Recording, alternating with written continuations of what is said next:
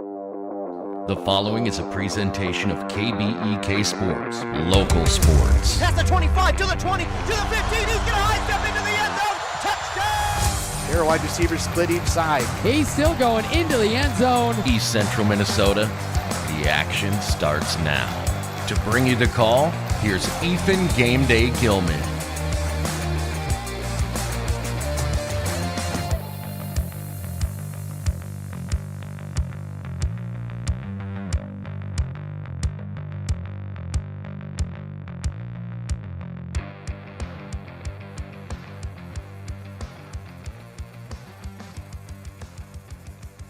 And welcome in, ladies and gentlemen, to tonight's boys. Well, actually, it's a doubleheader. Welcome in to Chisago Lakes High School for this doubleheader between the Chisago Lakes Wildcats and the Saints of St. Francis. Of course, I'm Ethan Game Day Gilman, and I'll be bringing you all the action from tonight's game. And I will apologize ahead of time because you're going to probably either catch up a stray cough or two, or just a blatant sniffle. So if that happens, I apologize. I am slowly getting over, not sure what it was, a cold, bronchitis, not sure, but I'm getting over it, slowly but surely. So if you hear any of that, or you hear an interruption like the mic turn off, I promise it's not a equipment malfunction on your end. It is on my end. Turn off the mic so you don't have to hear me slobber all over the microphone with a cough. So we'll do the best we can, though, with what we've got. Of course, tonight's game, though, is a doubleheader. It is the Wildcats, as I mentioned, and the St. Francis Saints. Taking a look at both these teams. It's the boys playing first with tip-off at 5:15. Taking a look at both these teams. The Saints of St. Francis come in with a 1-9 record playing out of Section 5-3A. They are also 0-4 in their own section offensively. Haven't got things to roll their way. 55 points per game while giving up 78 points per game. On the other side, Chisago Lakes is in unfortunately a similar boat. They're 1-12 overall, 0-3 in their section of 7-3A. 63 points per game. Now, their offense has been able to score more than that, plenty more a few times this year, but they just haven't been able to put it together consistently, and they do give up nearly 90 points a game. That's where things have really been forcing the Wildcats to kind of play maybe not the way they would like to so far this season. So, as I mentioned, pregame going to be a little bit shorter here this time around. Again, we are still getting over a little bit of a cold, so just trying to save the voice as much as I can, as we do have a doubleheader coming up here. But these two teams pretty evenly matched on paper. Looking at the teams height-wise, Wildcats may have the advantage, but I think we're in for a really good battle here tonight in this first game of the doubleheader between the Wildcats and the St. Francis Saints in this boys basketball game. Again, the first of the header here on Nice 95.5 FM KBEK. So the teams are out on the courts. They are lining up for the national anthem. So we're going to go ahead and pause and get a word from our fine sponsors. And when we return, we'll hear the starting lineups, and then we'll be set for tip-off in the first game of this doubleheader here on Nice 95.5 FM. So first, a word from our fine sponsors while we get the national anthem announced and our starting lineups. Then we'll be back to give you those starting lineups here on Nice 95.5 FM KBEK. Resetting your password, unsubscribing from emails, printing anything. Why are simple things sometimes so complicated? Thankfully, with an auto owner's insurance independent agent, getting the right coverage for your business doesn't have to be one of them, so you can get back to more important things, like learning how that printer works. That's simple human sense. Contact your local auto owner's agency, Pine Insurance Agency, at pineagency.us today. Whoa! Better get into the Freeway Holiday Station store in Pine City and start saving. Right now, grab a Meat Lover's burrito or new Ranchero beef and cheese burrito. I want one right now. Wash it down with everyone's favorite Celsius, buy one, get one free. And Holiday still has the $3, $4, $5 meal deals on some of your favorite items. Better get into the Freeway Holiday Station store and save. Open 24/7, 365. The Freeway Holiday Station store in Pine City.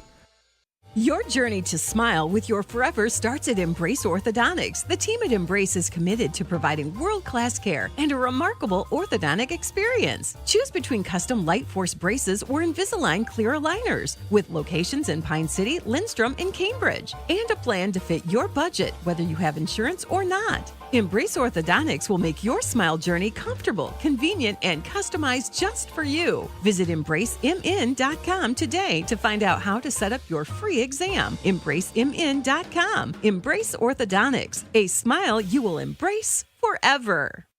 Your local radio home for Minnesota Vikings football is WCMP. Breaks another at the 30, and he's loose! Your favorite hometown team with your favorite players. Caught by Jefferson! Don't miss the hits, the action. Touchdown, Vikings! Catch the excitement all season long. And he caught it! Minnesota Vikings football is on Cool Country 100.9 WCMP.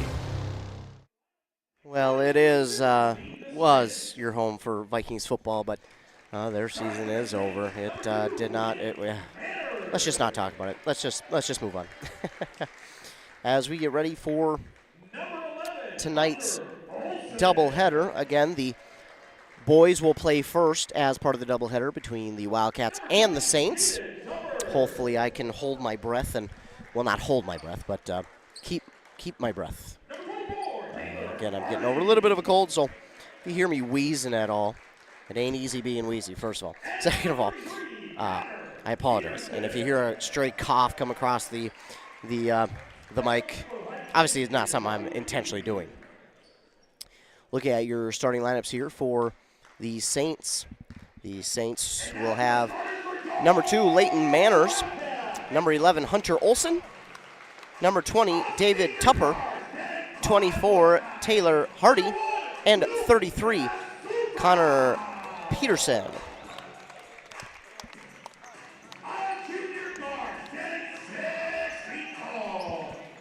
On the other side for the Wildcats, it'll be number 1, Luke Lasita, number 2, Colton Betts, then number 3, of course, Joe Cowenhoven, 24, Cohen Underhill, and 34, William Pearson. These two teams, again, going to be pretty evenly matched on that, on the paper.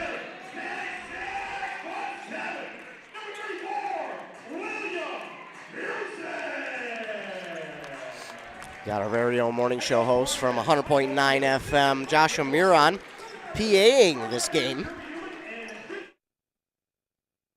You know what I should have done? I should have brought, not only my water bottle, but I probably should have brought a whole pot to boil some tea, and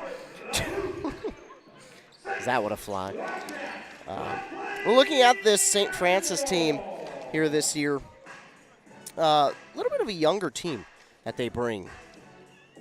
Not the most veteran team that they've had, and I know a couple of years ago this team actually upset Princeton in their section championship. Princeton was certainly the favorite, but it was the Saints upsetting them. But this year, both kind of younger, inexperienced teams, as winning the tip, that's how that's called, is the Wildcats. But then it is quickly stolen away and back the other way for 2. Wow, got a nice spin on it for Hardy for 2. Tupper had the steal, and the Saints are on the board first. But coming back the other way is Lasita.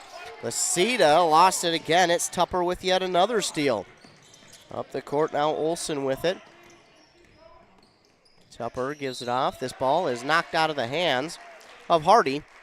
And we're going to get a foul here on Chisago Lakes.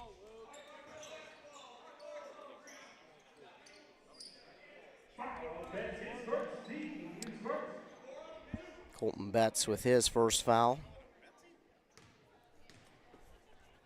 Hardy is at the line for 2. The first one is up and good. Make it 3-0. And he makes them both. So 4-0 is the score, but Wildcats trying to bring it up the court. Lasita gives it to Betts. Near side for Underhill. Gets a screen from Pearson on the far side for Lasita. Back to Underhill.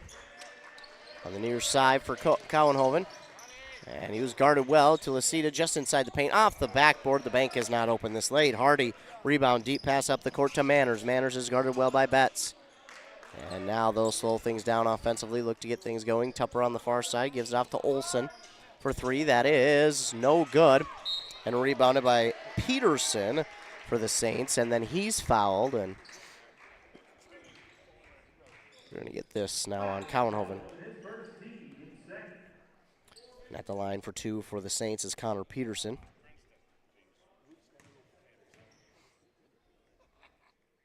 First one no good.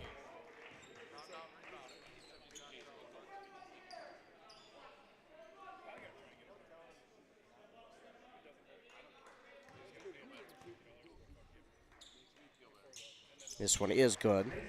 1 of 2 for Connor Peterson to make it 5-0 in favor of the Saints. Lasita finds a lane to drive through, gives it off at the last possible second.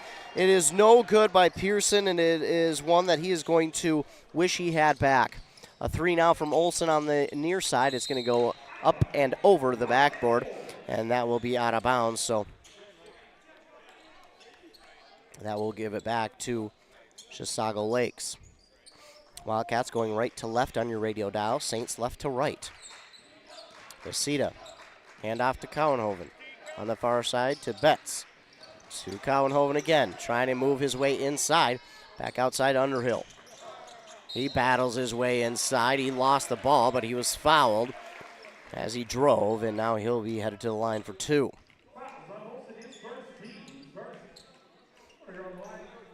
Foul there is on Hunter Olsen of St. Francis, his first. Underhill no good on the first.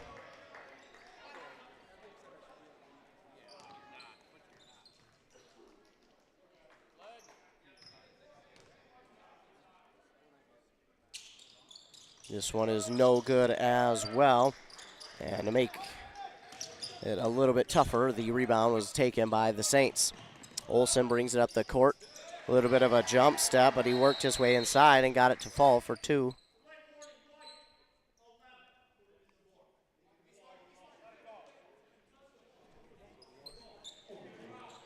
Going to get a warning, a delay game warning on Olsen, who touched ball after he made the shot. They don't want you to do that. Lasita drives inside, gives up to Underhill, and now we're going to get Underhill, who draws a foul. He'll go line again to shoot 2. They're going to get Hunter Olsen again.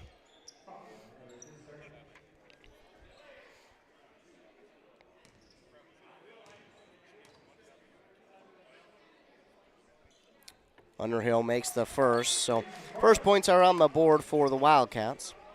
7-1, we see a substitution already for the Saints. As that will be number 0, Beckham, Schlepnev. Underhill no good on that one. 1 of 2 there, and it stays 7-1. Schlepnev. Travel.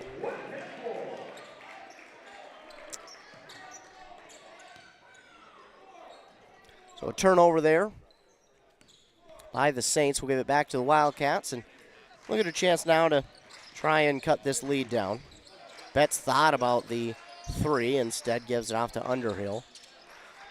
Top the key to Cowenhoven. Cowenhoven throws it towards the basket. Shot is no good, but he draws a foul. Now Cowenhoven will go to the line. I believe this foul will go on Tupper. It will. His first, team's 3rd. And now Cowenhoven is at the line for 2.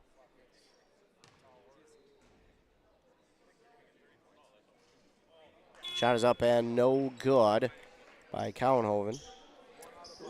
one of the guys that you want to get going early is Cowenhoven, and unfortunately he missed that one. Jack Storley into the game.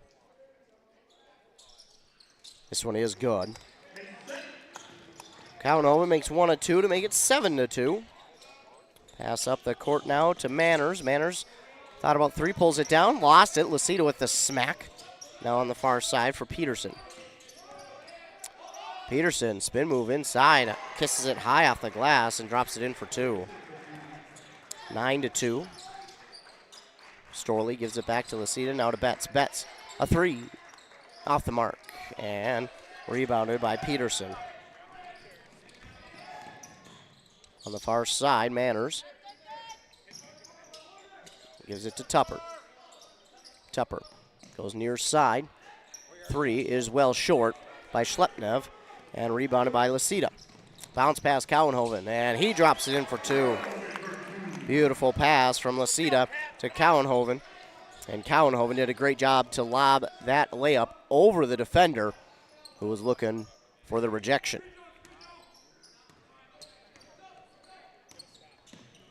Saints have it back. Schlepnev driving inside. Shot is up, no good. Storley with the rebound. He takes it forward with some quickness, and maybe a little too quick as he gets the charge call on him. So his first, team's third. And Wildcats will look to play a little bit of full court pressure here. This ball, that looked like it clearly touched the baseline, but they're going to say no as the Saints somehow keep hold of it. But now Colton Betts steps in front of that one, just takes the interception and takes it all the way back for 2. Kind of like a 2-point conversion miss in football for Colton Betts to make it 9-6.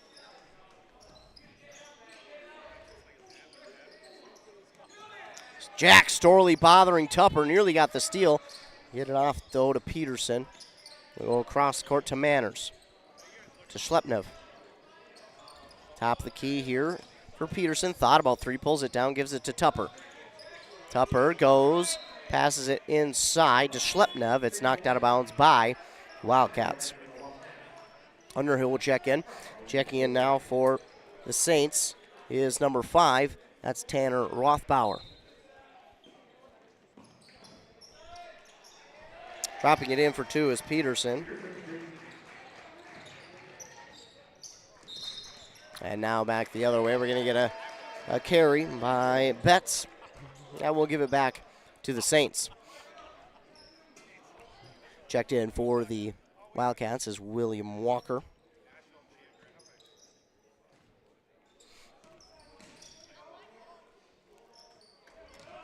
With it is Peterson for the Saints. Bringing it forward right from the free throw line. It's off the mark and rebounded by Underhill. Underhill gives it off to Betts on the far side. It's no good. Rebounded by Rothbauer of the Saints. Schlepnev. To go look, pass inside to Hardy for 2. What a good looking pass.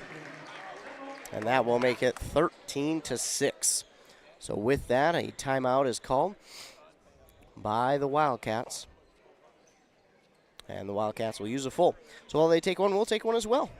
Are you interested in a technical degree that can quickly help you land your dream career? Or maybe you've always dreamed of going to a 4-year college, but you'd like to start close to home.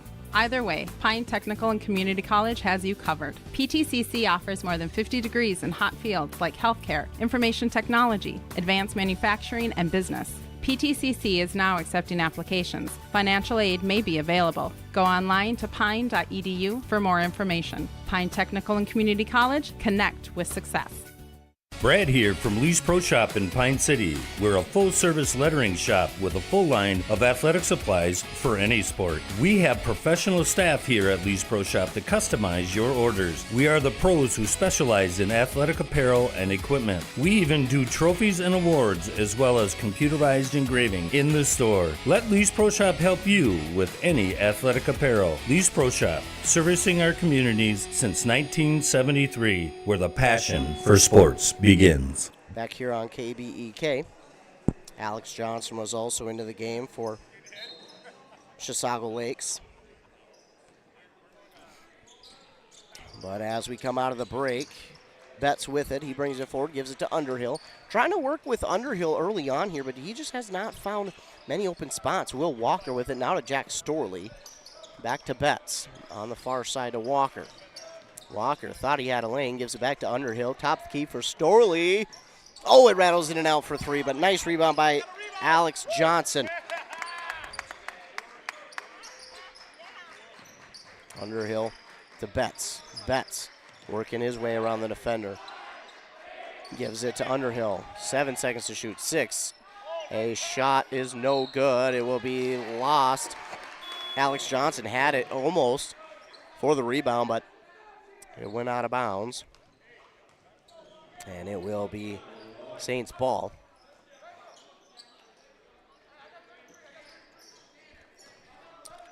Connor Peterson will inbound to Schlepnev. Schlepnev has got some nice moves that he has used here, and he's made some defenders miss. Oh, and you talk about giving in to the foul a little bit. Manners did there, and Underhill will be the guilty Wildcat player. I don't know if that was a foul so much as Manners kind of did a good acting job.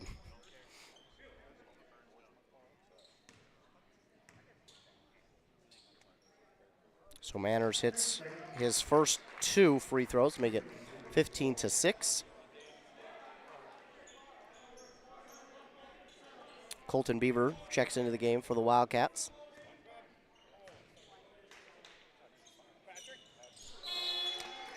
And Manners hits all 3 of them to make it 16-6.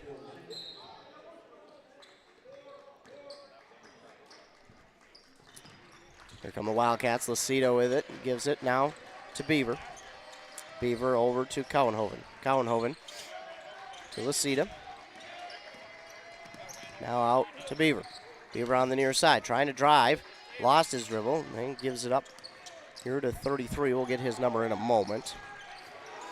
Cowenhoven makes one-man miss, drives inside, shot is up, and good. Plus he draws the and one. A little bit of emotion on that one from Cowenhoven.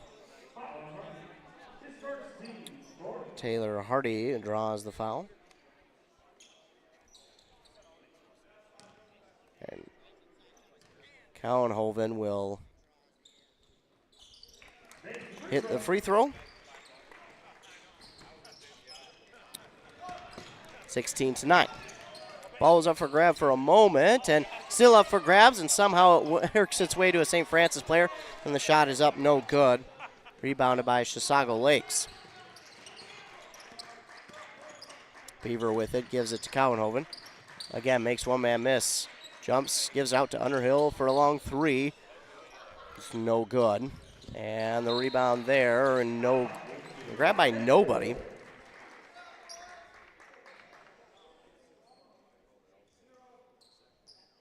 And it will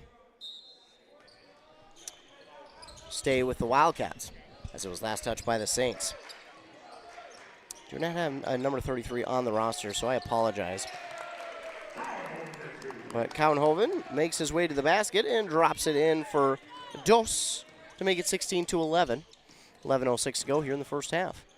Wide open was Rothbauer, but instead he gives it off to Peterson. Now off to Hardy. Shot over the defender is good for 2. 18-11. Beaver, little lob shot, that's no good, and Schlepnev will poke this rebound to himself. Gives it near side, and now to a new member of the Saints. But this 3 is no good. Peterson is there for the rebound and the putback for 2. They get 20-11. Cowenhoven up over the defender for the 3. That's no good. Underhill for the rebound and drops it in for 2. Mason Sinkwitz is the player wearing number 1 for the Saints. Now we know.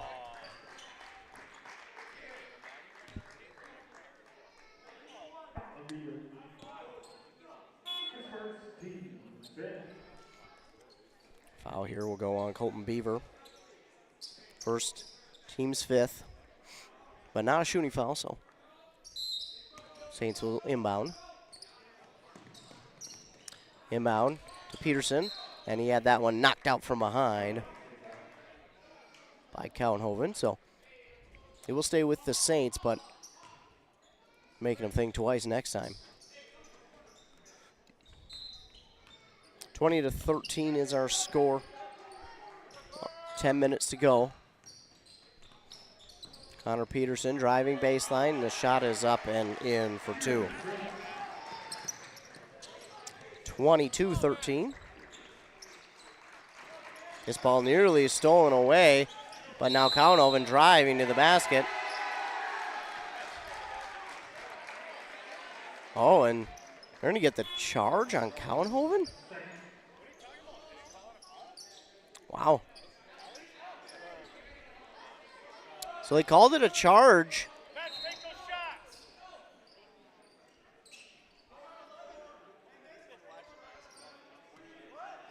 Yeah, they called it a charge. Interesting. Well, it will be Saints ball. Under 10 minutes to go. Double team here on Peterson, but before he got the ball off, got a timeout by St. Francis. It is a 30-second timeout, so we'll keep it here. 22-13, 9:41 to go on that Embrace Orthodontics scoreboard. It has been a tough go early on for the Wildcats here in this one. They're trying to find a way to get this ball in and out, but unfortunately, when they're finding open shots outside, they are not hitting them. And they have had a couple too many turnovers as well. But again, we're still early on in this one. We still got over a half of the first half to play, so plenty of time. Little full court pressure showed here by the Wildcats, and then when they go to double team, it's passed off to Schleppnev. And falling, and oh, they're going to get a foul.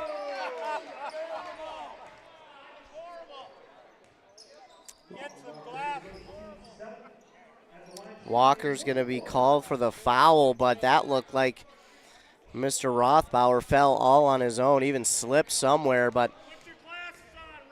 I don't think that one should have been a foul. Rothbauer no good. And it was rebounded by Pearson. A 3 here from Colton Betts is no good. Lucida going to fight for the rebound. Underhill to Betts. Inside to Pearson, and he's fouled. He'll go line to shoot 2.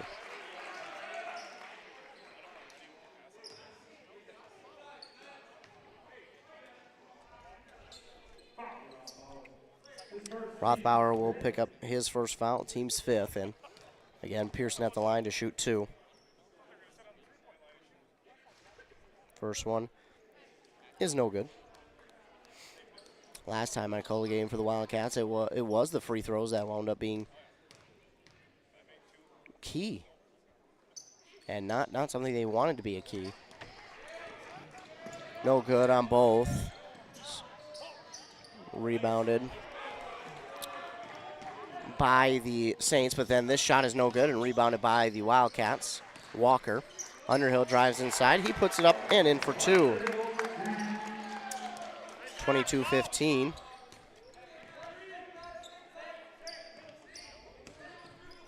Connor Peterson with the ball for the Saints. And Schleppnev nearly lost it. Then winds up getting around one defender. Gives it near side to Sinkowitz. He did lose the ball out of bounds, but it was last touch. They're going to say bye, a member of the Wildcats. Tupper and Hardy will check in for the Saints. There's Sinkowitz and Rothbauer. Rothbauer, that's how you say it. Inbound to Peterson. He's guarded by Storley. Gives it back outside. Pull up just outside the paint is well short. And then off a member of the Saints. That was number 3. That is Alex Kristen.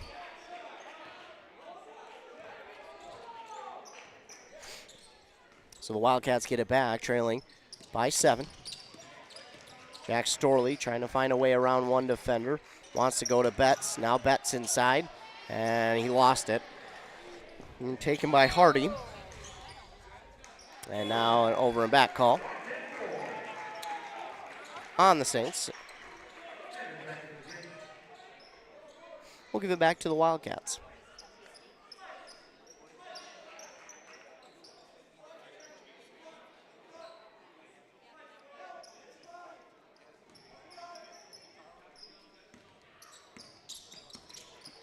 Betts with it now for the Wildcats, and he gets a screen trying to drive inside on Peterson. His shot is no good, but he does draw the foul.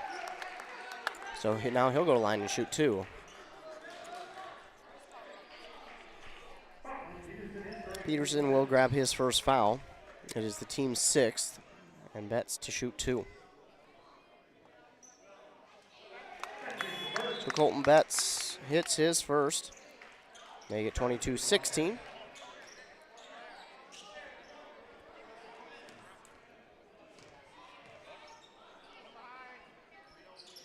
And he makes them both. So Betts hits them both. It's now a 5-point difference for the Wildcats.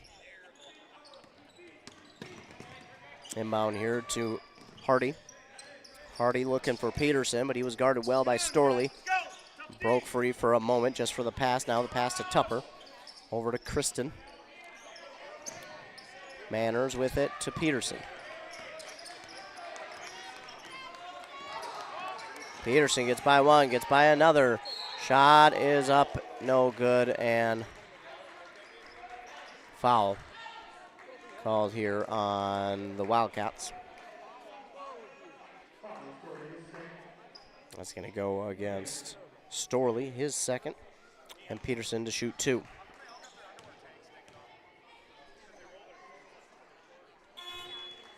Connor Peterson will hit the first. We got 3 in, 3 out for the Wildcats. Walker, Beaver, and Lucida in. Peterson does not hit the second, so 1 of 2 that trip around. It was rebounded by Alex Johnson. So it's 23-17. Beaver gives it on the far side to Cowenhoven. That shot is no good, but Lucida gets the grab. Shot is up, no good by Beaver. Grabs his own rebound. And this shot is no good, and Peterson will grab the rebound for the Saints. Getting past Lucida, and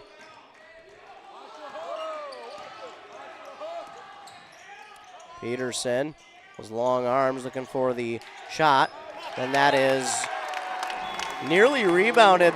You know, I'm going to give credit to Beaver on the rebound because he grabbed it, and as he was going out of bounds, threw it off the defender to give the possession back to the Wildcats. Very smart, heads-up, aware play by Colton Beaver. Cowenhoven driving inside. Shot is no good, no foul call either. This ball is up for grabs, poked out, and now stolen away by Lucida. Cowenhoven, shot is up and good. 23-19.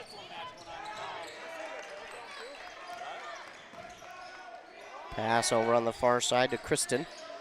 Tupper gives it. Not sure who he was trying to go to. The pass is off the mark, and it will be out of bounds, and the turnover will give it back.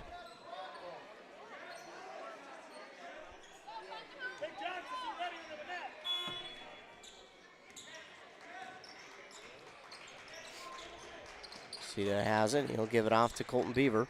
Nice spin move inside. Gives it off to Alex Johnson, who drops it in for 2. What a great looking move by Colton Beaver. Defense coming to life now for the Wildcats, trailing only by 2. Manners with it. Pass is stolen away. This time Cowenhoven. He lost it. We'll give it right back to Hardy.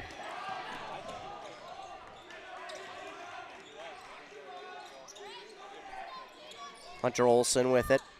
And Nocita is going to get called for the foul. Yeah, that's a good foul call. Yeah. It's his first team's 9th. It'll be a 1-and-1 now for Hunter Olson. Nocita, with his first.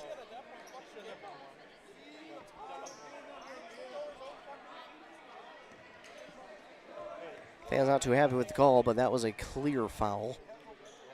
This one no good by Olson. And then the rebound was unable to be picked up by the Wildcats, and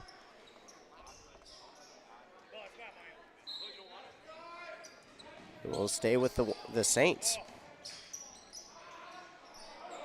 Olson thought about 3, pulls it down. He'll kind of reset the offense to Peterson now. Thought about the extra long 3, pulls it down, gives it. Olson on the far side for 3. No good. Rebounded by Masuda. Trying to give it up to Underhill, and they're going to say it was knocked out of bounds by the Wildcats.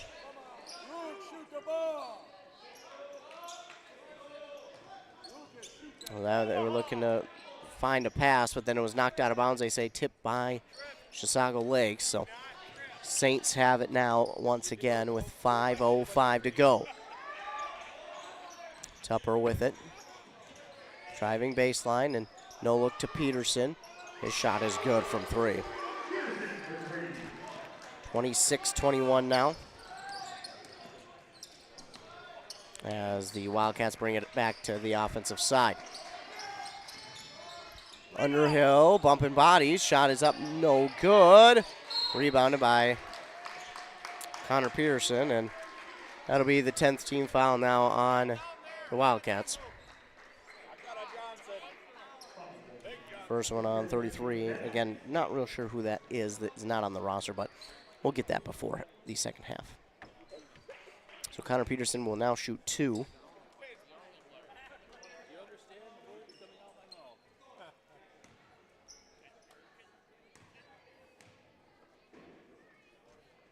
This one is no good for Peterson. He's been 50% all night.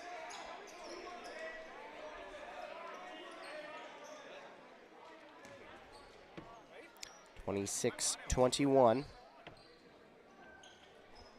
This one is no good as well.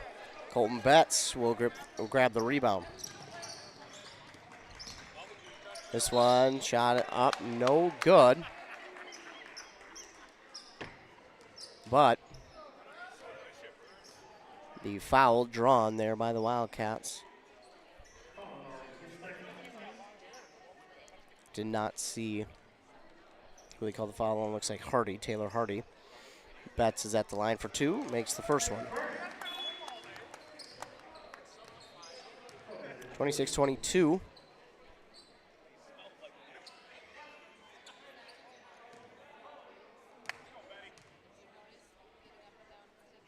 And this one bounced off the front of the rim, man. Goes in. 26-23 is our score. Saints. We get set to inbound. Peterson up to Rothbauer. Rothbauer went to the far side, then spun back around.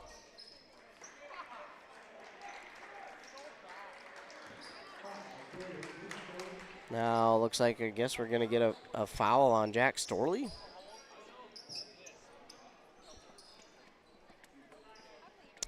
Didn't see it, but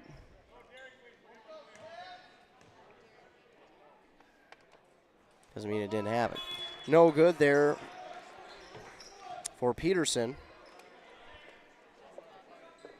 Beaver will check in for Storley.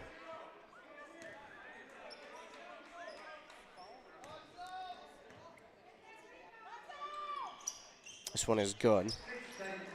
So Connor Peterson, 1 of 2 that time. It's 27-23. A 3 is no good from Colton Beaver. And I guess we're going to get a foul now on the Wildcats. I don't.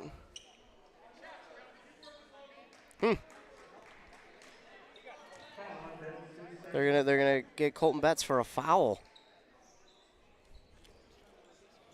A 3 was no good, and he was trying to go for the rebound. It was originally picked up by Rothbauer, and then Betts kind of went for the ball, and Rothbauer fell, and then they called it on Betts.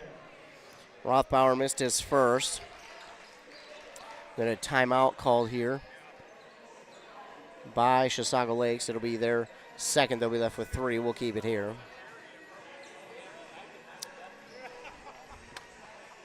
4:15 to go in this first half. Saints leading the Wildcats currently.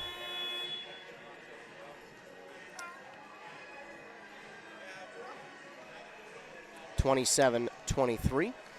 The first game of our doubleheader here. The boys play first, and the girls. Tough goal things for the Wildcats again. Haven't quite been able to get things going the way they want to offensively. Defensively, not playing terrible, but piling up the fouls here is obviously less than ideal. Rothbauer no good on that one as well, so 0 for 2. Rebounded by Underhill. Wildcats move so quickly up the court. You really have time to put the stat down in your stat sheet. Underhill is fouled, and that's the correct call. Move the line for a 1-and-1.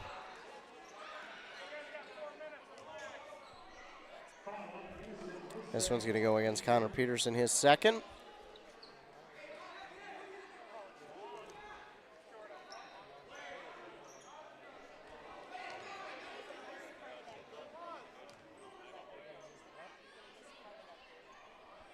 Shot is up and good from Underhill. Apparently it's going to be 2. It wasn't going to be a 1-and-1. It was going to be 2. Well, hey, either way, he makes the first. That's what's important. So 27-24.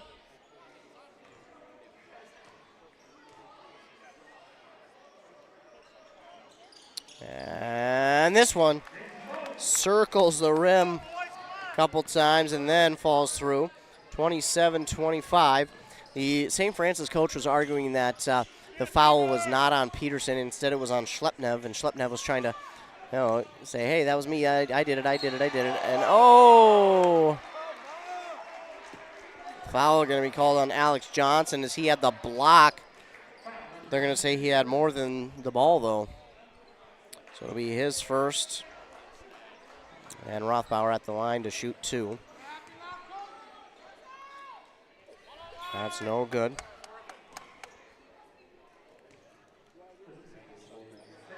Alex Kristen back in for the Saints. This one is good. So Rothbauer 1 of 2 that time. 28-25 now. Walker has it on the pass from Lasuda. Now underneath to Alex Johnson. Great job to get 2. 28-27 now.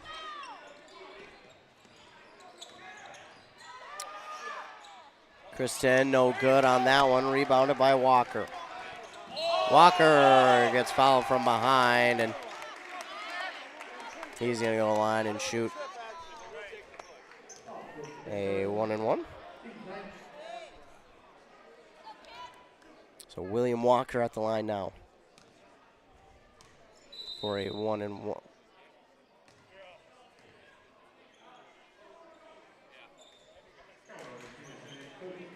So they were going to say it was 2, but they look at the scoreboard and realize, hey, only 9 team fouls, so it's, say, 1-and-1. And then we get a sub here. Cowenhoven checks in for Beaver. It should be another one.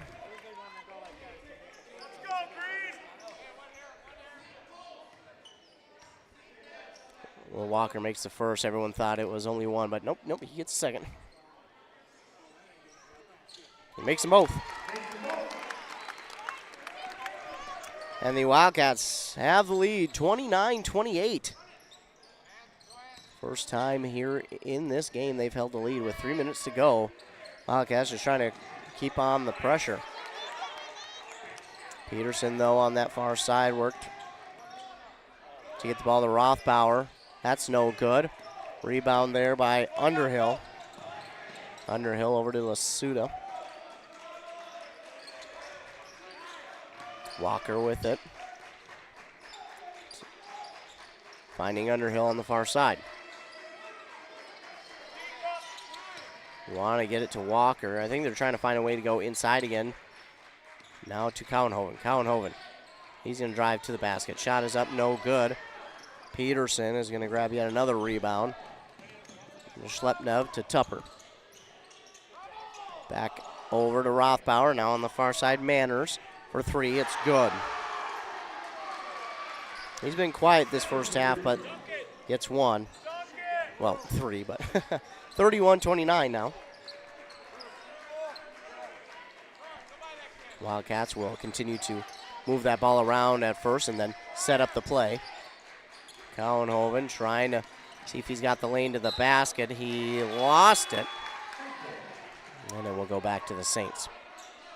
So he lost it out of bounds. That's why it is Saints ball.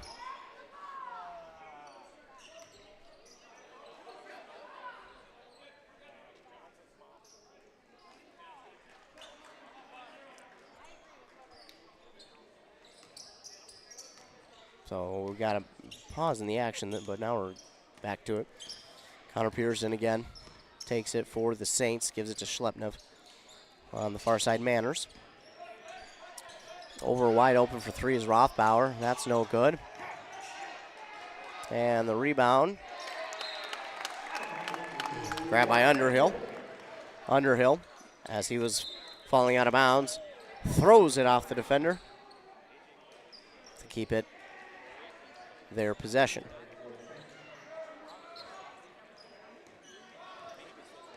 Suda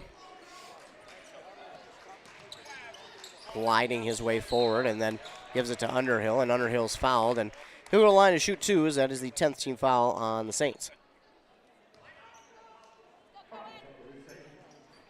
It's going to go on Tupper, his second. So now Cohen Underhill to shoot two. Swan is good. Gets that friendly bounce off the front of the rim. 31-30 with 1:26 to go.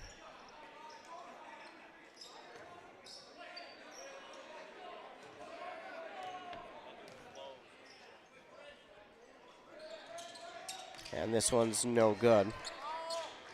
So Underhill, 1 of 2 that trip. Peterson with the rebound.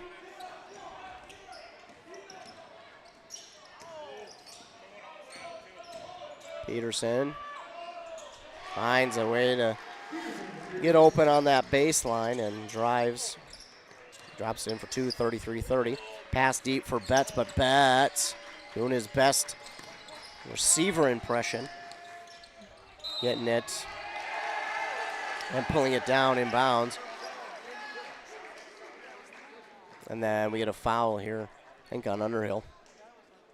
We're going to get him for the charge.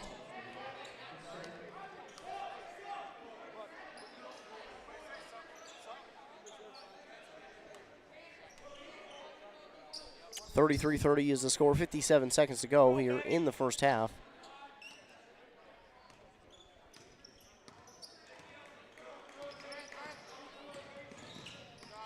Peterson working on Betts. Wanted to give it off to Manners. Instead does to Tupper. Tupper tries to pass inside. This one nearly stolen away by the Wildcats. Probably should have been. We'll give credit to Rothbauer on the hustle. Peterson. No way that one should have even been close, and gets. We get a rebound here for Pearson.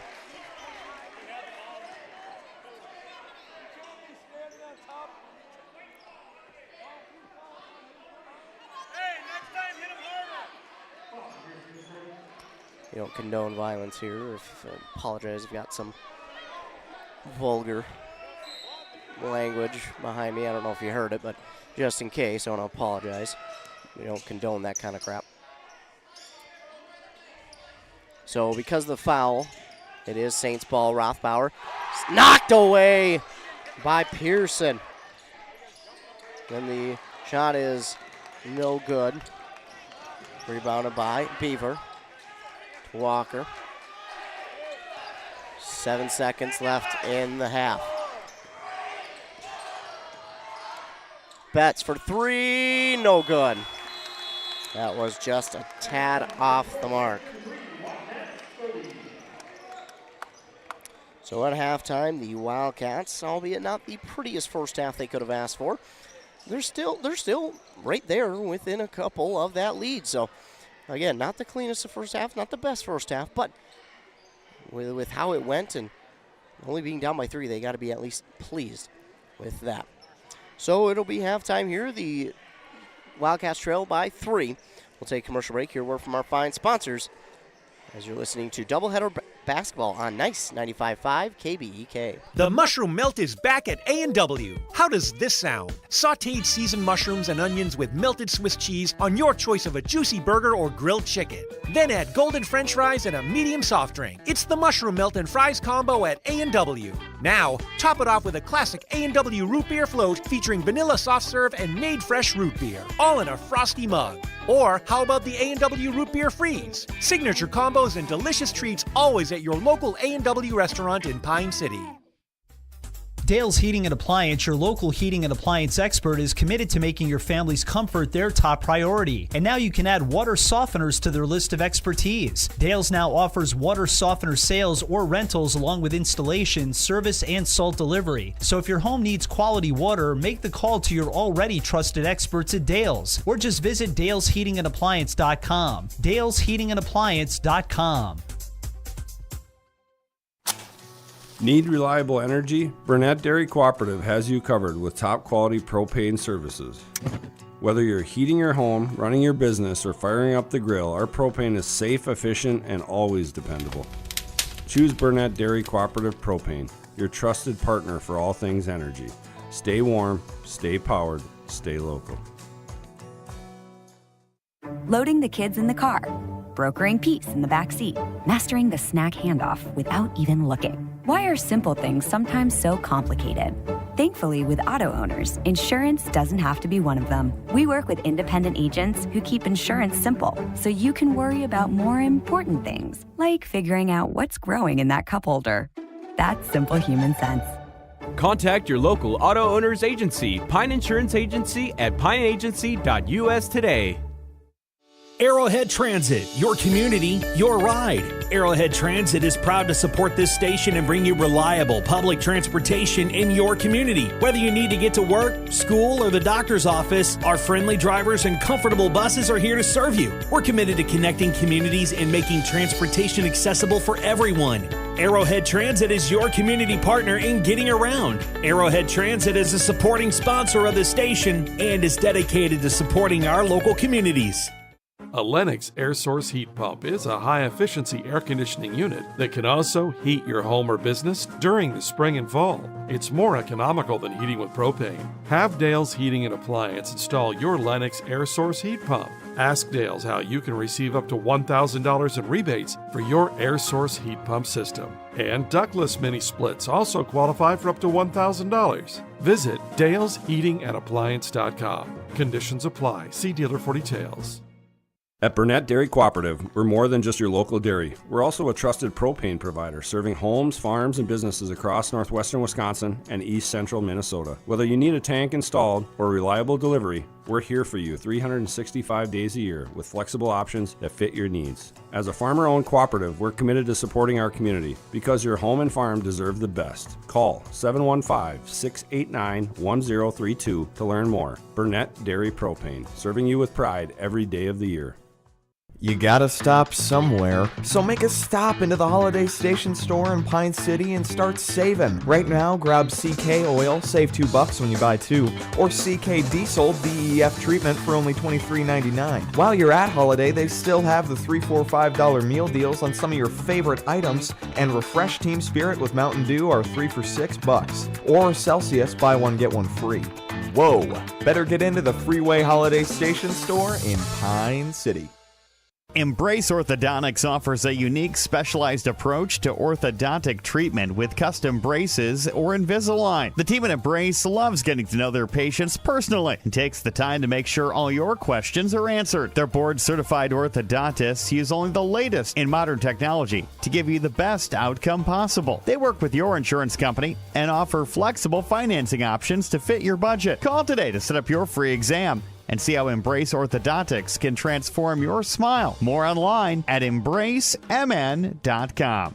That's embracemn.com. Hey there, sports fans. Brad here from Lee's Pro Shop in Pine City, and we have a Lee's Crazy Sale going on. It's time to gear up for hockey, basketball, wrestling, or volleyball equipment, as it is all 20% off. That's right, 20% off all your favorite hockey, basketball, wrestling, and volleyball equipment. Whether you're a beginner or a pro, Lee's Pro Shop has everything you need to take your game to the next level. So don't wait. Stop by Lee's Pro Shop today. Save big on your favorite sports equipment. Hurry in for Lee's Crazy Sale. Lee's Pro Shop, where the passion for sports begins. Back here on Nice 95.5 FM KBEK, we're at halftime, where the Wildcats trail the Saints 33-30. Again, it's not been the easiest first half for the Wildcats, but despite the less than ideal play, they are still within 3 of the Saints' lead. So, not bad in the grand scheme of things. Taking a look at some of our first half stats for the Wildcats, or excuse me, for the Saints rather. Leading the way for them was Connor Peterson with 16, 8 for Taylor Hardy, 6 for Leighton Manners, and then 2 for Hunter Olsen, 1 for Tanner Rothbauer. 9 rebounds for Peterson to lead the team. They had 4 steals. They were 9 of 19 from the free throw line. They had 10 total team fouls. On the other side, for the Wildcats, leading the way and kind of, quietly led the way was Joe Cowenhoven with 10 points, then 8 for Underhill, 6 for Colton Betts, 4 for Alex Johnson, and 2 for William Walker. They had 3 steals, 2 blocks. They were 12 of 19 from the free throw line, but had those 14 team fouls. Again, that'll be something they look to improve upon here in the second half. They piled up the fouls early on, and unfortunately, every foul sent the Saints to the line to shoot pretty much with about 9 minutes to go. But good news is the Saints hit less than 50% of their free throws, so they kind of caught a break there in a sense. But their offense was just not hitting on all cylinders there in that first half for Chisago Lakes, and it's definitely something they want to improve upon because they don't want to continue that streak here in the second half where they're getting these shots. They want to hit these shots, and they need to hit these shots, but they're just so close. So I think here in the second half, they'll just, again, try not to focus on the scoreboard. Obviously, you're only down by 3, but just work on getting your offense rolling. Get those shots to fall. Find more open shots, and make sure to play well because offensively it just seems like a few times they had rushed a few things. The footwork wasn't there. It just seemed like there were a few things that were just not going right for the Wildcats. They were rushing things, as I mentioned, but again, not setting their feet in time. So I think for the Wildcats, just get back to maybe some more fundamentals of basketball and try and get things to slowly but surely swing into your favor momentum-wise because they got that there late in the first half. The momentum started to swing their way, and before late, they had taken their first lead of the game, and unfortunately the Saints took it right back. But they're within 3. They were down by 10 at one point, ladies and gentlemen, so for them to be only within 3 of the lead, you got to be pretty happy with themselves. So defensively, they haven't done too bad, but will definitely be looking to improve on that side of the ball as well. So, but to save my voice, we're going to take one more commercial break. Then we'll be back for the second half of action here on KBEK. A&W Restaurant Pine City is still making fresh root beer. That signature item since 1919. It's still made fresh and on site with real cane sugar and a blend of secret ingredients. It doesn't get any better than this. Their world-renowned A&W root beer is a classic treat, and they can top it off with creamy vanilla soft serve to be known as the famous A&W root beer float. Now that's smooth, tasty, and refreshing. An American iconic A&W root beer float. It never tasted so good. A&W Restaurant Pine City. Come grab your root beer float today. Untangling your headphones, finding the right remote, saying goodbye to your favorite shirt that hasn't fit in 10 years. Why are simple things sometimes so complicated? Thankfully, with auto owners, insurance doesn't have to be one of them. Auto Owners works with independent agents who live in your community and answer when you call, so you can worry about more important things, like finding a new favorite shirt. That's simple human sense.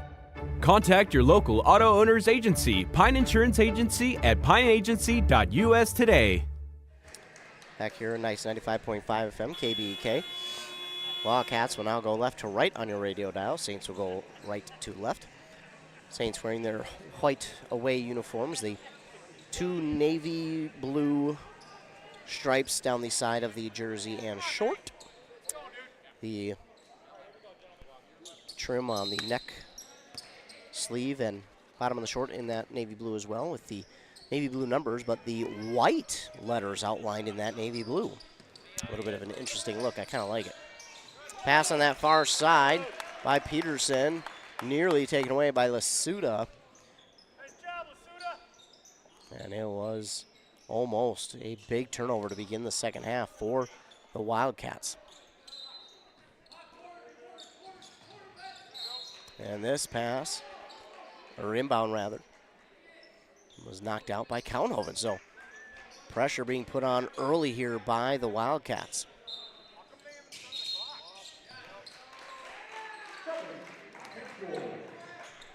And now we got a travel? Did we get a travel, I thought I heard? I didn't quite see the play. Either way, it's a turnover, and it's going to be Wildcat ball. We'll take it.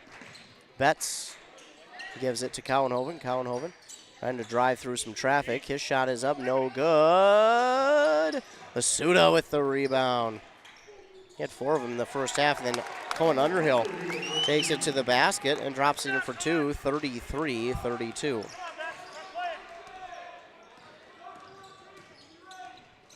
Peterson waiting, finding Tupper. Nearly lost it, but holds on to it. Tupper, a long 3. That is going to wind up no good. But Peterson is going to come up with the what seems like a nonchalant rebound on that far side. Seeming like he was waiting for it. Tupper, the pass, no look inside to Olsen. His shot is no good, got his own rebound, and then that shot was no good because he was fouled.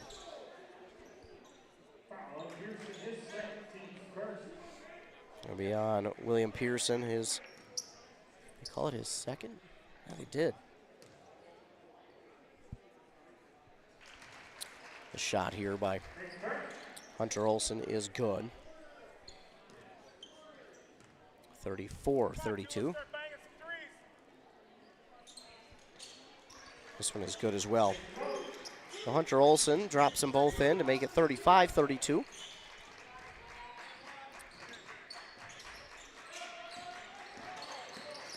This ball was nearly lost by, it was lost by Underhill, but it was nearly a turnover.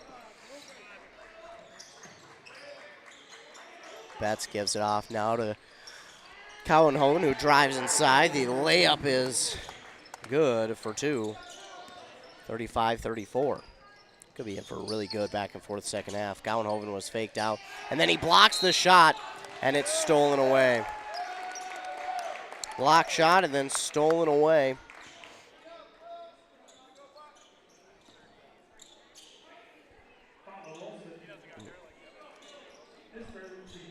Hunter Olsen will be called for the foul. Get a quick sub here for the Saints, and then we'll get this inbound.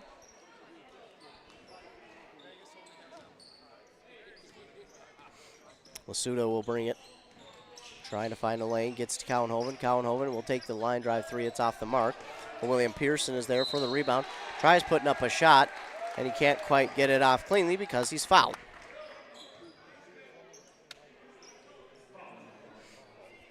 That one will be on, I believe, Rothbauer, his second, team second of the second half.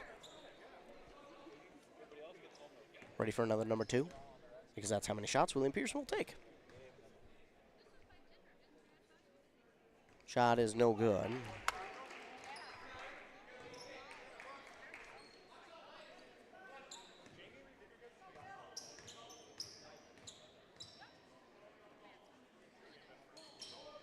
That one's no good as well. Underhill's going to grab the rebound. And then his shot was no good and was taken away by Peterson. Rothbauer now to Manners. Manners over to Hardy, to Peterson.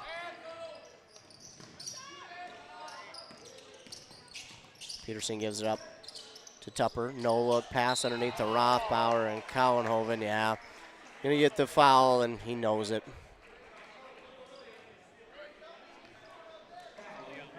Yeah, that's a tough one because Cowenhoven knew it, and he would have had the steal basically, but he knew it. He just got a little too aggressive that time, and man, that's unfortunate. So Rothbauer at the line to shoot two. First one's no good. 35-34, couple subs. Betts and Cowenhoven out, Walker and Storley in. They try to get one more. Yep, they'll get one more. Alex Johnson will come in for Pearson.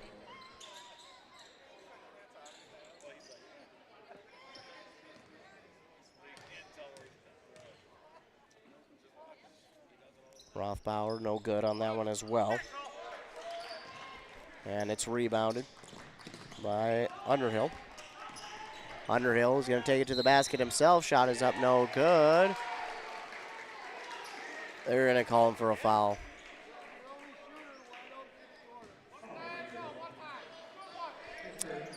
So they're going to get him for his third, and the team's third.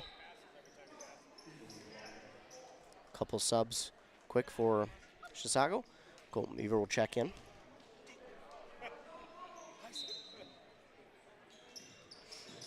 Inbound here to Peterson, and Peterson, guarded by Storley, gives it up the court now to Manners. Underneath to Rothbauer. Rothbauer guarded well, out to Tupper for three. That's good. His first points of the night. Extend their lead to 4. But Colton Beaver on the far side for three. That's no good. Storley had the rebound. Couldn't quite grab it. And it's Manners for the Saints to grab it. Rothbauer. Shot is no good, but they're going to say he was fouled.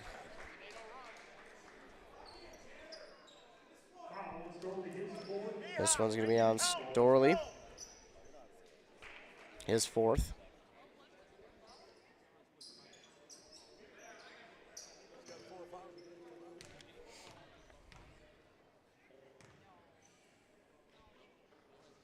Rothbauer no good on the first. Betts will check in for Storley.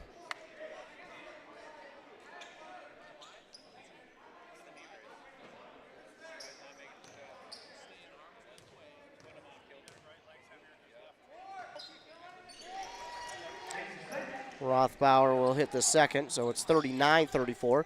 But the Wildcats quickly the other way. Colton Beaver for three, it's no good. And Rothbauer will get the rebound. Pressure put on by the Wildcats, but Saints get out of that and quickly bring it up the court. Rothbauer gets the pass from Manners, and yeah, then he's into the defender a little too hard, so he's going to get called for the foul. His third. Team's third.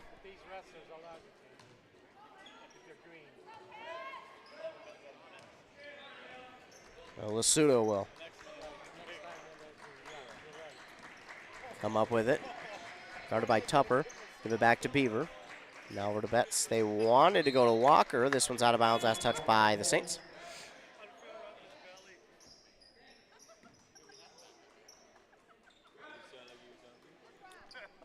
Substitution here for the Saints before this inbound. 39-34, 14:25 to go. Betts gets the amount on that far side corner. Looking. Dribbles it back out, gives it over to Lasuda on the near side for Beaver. Beaver going to try and drive baseline. He wanted to give it off to someone.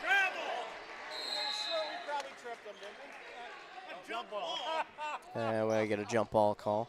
Possession favors the Wildcats, though.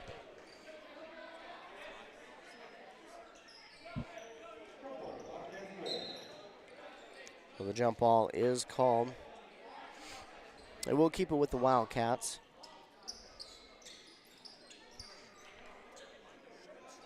Charles Borman into the game for the first time here tonight.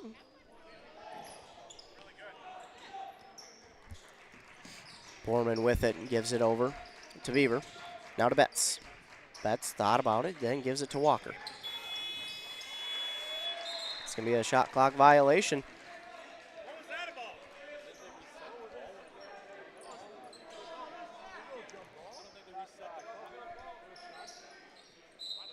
So a shot clock violation is going to be called on the Wildcats, which is a turnover and gives it back to the Saints once again. Schlepnev gives it up to Tupper. That ball knocked out by Cowenhoven and stolen away by Beaver, who takes it hard to the basket. And rebound was taken by the Saints, Hardy, but then I don't know if they call it travel or carry or what, but either way, it is going to be Wildcat ball again. Walker to Cowenhoven on the inbound. Cowenhoven trying to create space. Driving inside, lost the ball, but he was fouled because of it. Or not, well, he lost the ball because of it. That's probably the best way to say that.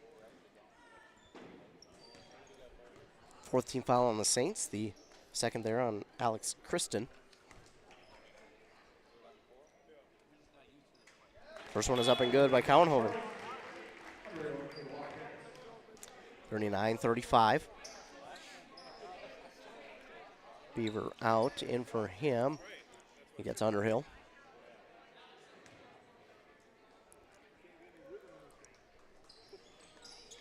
Cowenhoven no good on that one. And the ball is not going to be picked up by anybody. It's going to roll out of bounds, and I'm going to say last touch by the green and gold. So the ball will go back to the Saints. Peterson lost the ball. Walker didn't even realize it. Walker had a steal and didn't even realize the ball was up for grabs. So Peterson will take it the entire way for the Saints and drop it in for two. It's 41-35. Timeout called here, I believe, by Chisago. It'll be a full timeout. So they'll be left with two, and while they take a timeout, we will as well. Listening to Doubleheader Basketball on KBK. Hey there, neighbors. Matt Winsan, CEO Burnett Dairy. Farmers are the people that wake up before the sun, who battle the elements, and tend to their crops and herds with a passion that runs deep in their veins. At this time, I would personally like to thank the farmers. From all of us at Burnett Dairy Cooperative to all of our incredible farmers, thank you. Burnett Dairy Cooperative. Real farms, real flavor. If aches and pains are holding you back, Wellia Health is here to assist you. Our sports medicine team is dedicated to getting you back to your passions. With extensive experience and expertise, we specialize in managing concussions, a worry for both young athletes and adults. Whatever the injury, let's get you back in action with an appointment at Wellia Health. Call us today at 320-679-1313 or conveniently schedule through your MyChart account. Visit welliahealth.org for more information. Back here on KBK, nice 95.5 FM. Game day Gilman out here at Chisago Lakes High School for a doubleheader. It's the first game of two. The boys playing against St. Francis. The girls will also play St. Francis, but the boys are playing first. It's 41-35. Wildcats trail in that Embrace Orthodontic scoreboard with 13:22 to go in the game. Cowenhoven gets the pass from Betts and got a nice spin on that ball to drop that one in. 41-37. Wildcats trail by 4. Hardy bring it forward, and he's going to get the roll. Taylor Hardy. He had 8 points in the first few minutes, and then was held off the board, but that's because they let Peterson kind of get himself going. Cowenhoven trying to pass it to Borman, and he lost it. They're going to say he touched it last out of bounds, and we'll go back to the Saints.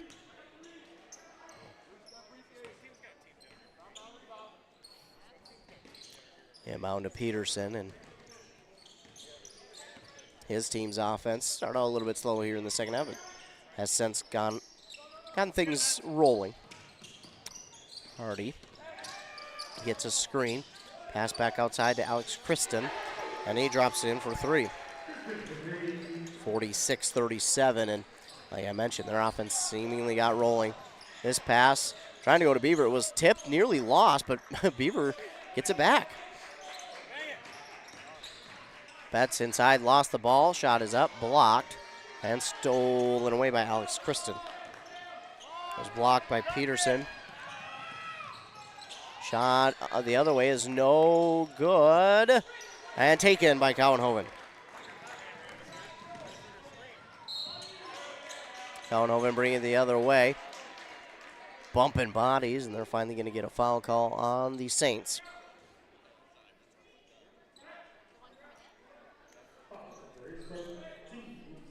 It'll be their fifth and Tupper's third.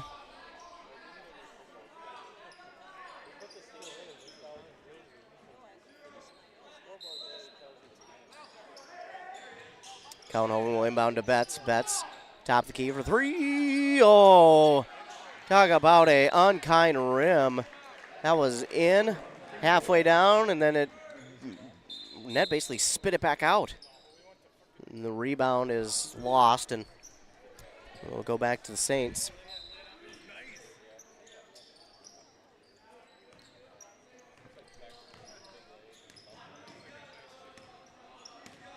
Here comes Peterson for the Saints. Wildcat fans want a call for a push-off on Peterson. Probably could have got it. 49-37, but Peterson does drop the three. Cowenhoven coming back the other way. He looks like he wants to take over himself. Good spin on that shot. It's no good. Pearson with the rebound. His shot is no good. And was rebounded by Kristen. Shot here is no good by Hardy. And a foul going to be called on the Wildcats, their team fifth. And Lasuda, his second.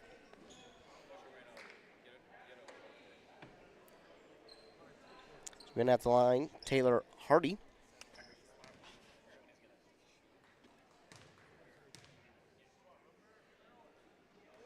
Shot is up, no good.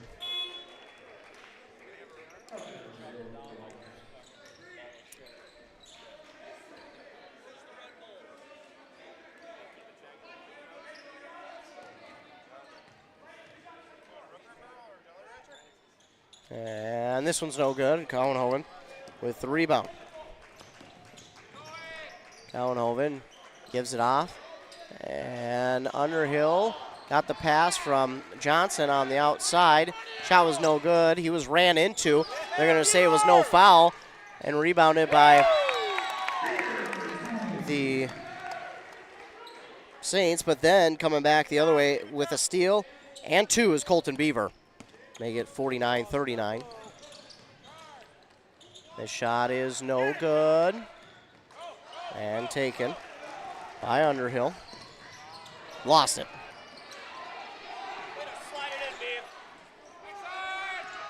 Another turnover by the Wildcats. This shot, tip ball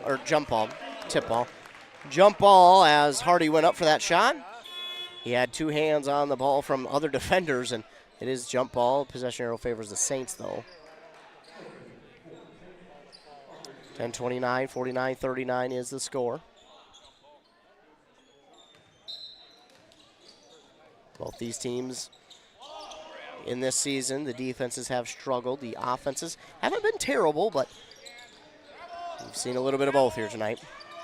Hardy gives it up underneath to Olsen for two.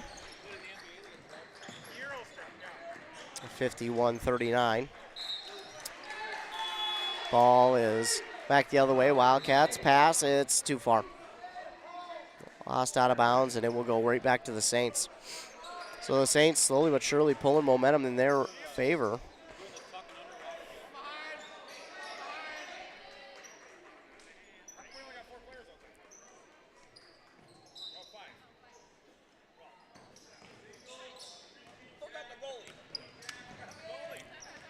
So the Saints will get it inbounded. Peterson will get it back. Peterson guarded by Storley. Storley, remember, has 4 fouls. They'll give it off on the near side for 3. It's in and out, no good. Well, Underhill had the rebound, and he had it knocked out from behind and stolen away. And then Manners drops it in for 2. Sinkowitz gets the steal. 53-39 on a ball that Underhill lost. So another timeout by the Wildcats. They'll be left with 1 for the remainder of the game. We got 9:46 to go. It has been a tough second half for the Wildcats. They've only scored 9 points thus far and have given up 20. And the 9 points, didn't come in all at once. They've kind of scattered them all throughout, but it has been a rough go of things here in the second half for the home team. And I'm sure right now the only thing they're hoping to do is just swing something back in their favor. Right now they just can't. They can't buy momentum. They can't get things to go their way. But again, in this type of a situation, when you're down double digits on the scoreboard, there's still plenty of time left. It's easier said than done, but what you got to start looking at is just one at a time. Running your offense, getting one basket at a time, getting back defensively, and trying not to allow a score. Again, it's easier said than done, but as Underhill, his shot no good. And we'll get a foul on the Saints, but again, you just can't worry about the scoreboard right now. You got to focus on just getting as many points as you can, or getting points on every offensive trip, and then going back defensively and doing your best to not allow a score. So, and then you'll find yourselves back in it quickly. It's when you start worrying about the scoreboard and try and take those shots that you think, this is a 14-point shot, right? That's when you start kind of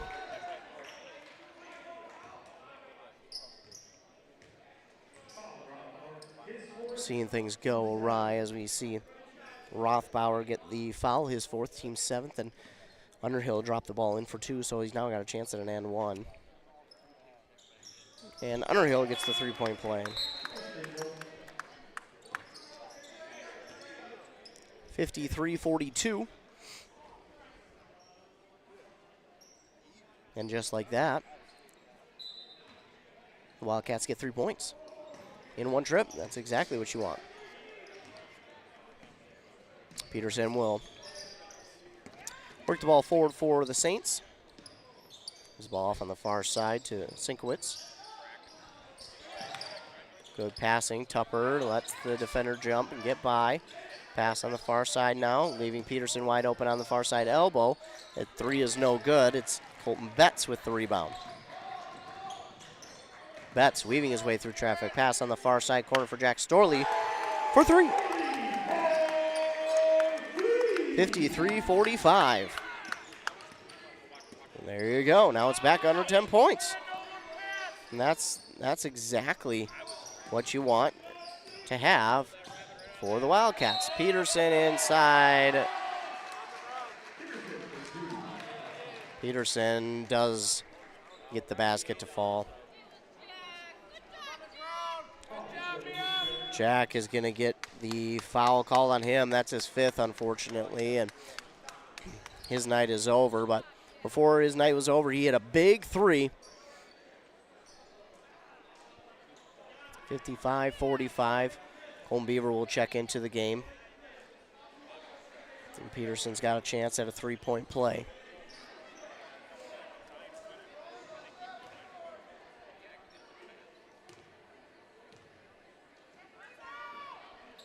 This one's no good. Well,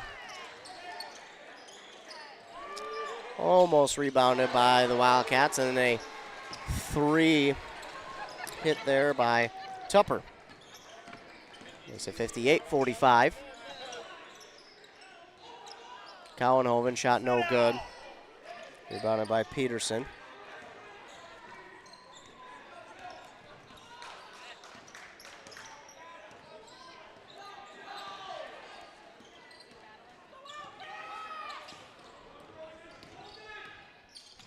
Peterson with it. Gives it over. Now to Tupper for 3. Ball is tipped. And it will be rebounded by Peterson. Shot is good. Was that a 3? No, for 2. But he was fouled. And he'll go to line to shoot the N1. Foul called there on Alex Johnson. Pearson will check in for him.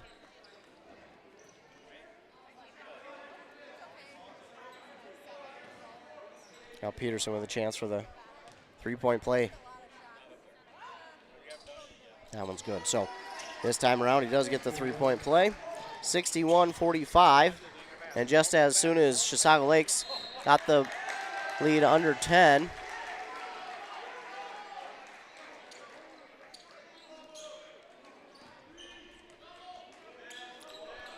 it is back up to 16 now for the Saints. Back the other way, Cowenhoven had it, lost it. They're going to say dribbled it on the baseline. And it will be a turnover. Cowenhoven didn't like the call, and ref let him get his say. Tupper for 3, that's no good. Cowenhoven will get the rebound. Cowenhoven nearly lost his dribble. Shot is up, no good. Tupper will grab the rebound for the Saints. Up the court, but this one is stolen away by Lusuda. Up the court, Cowenhoven. On the far side, Lusuda.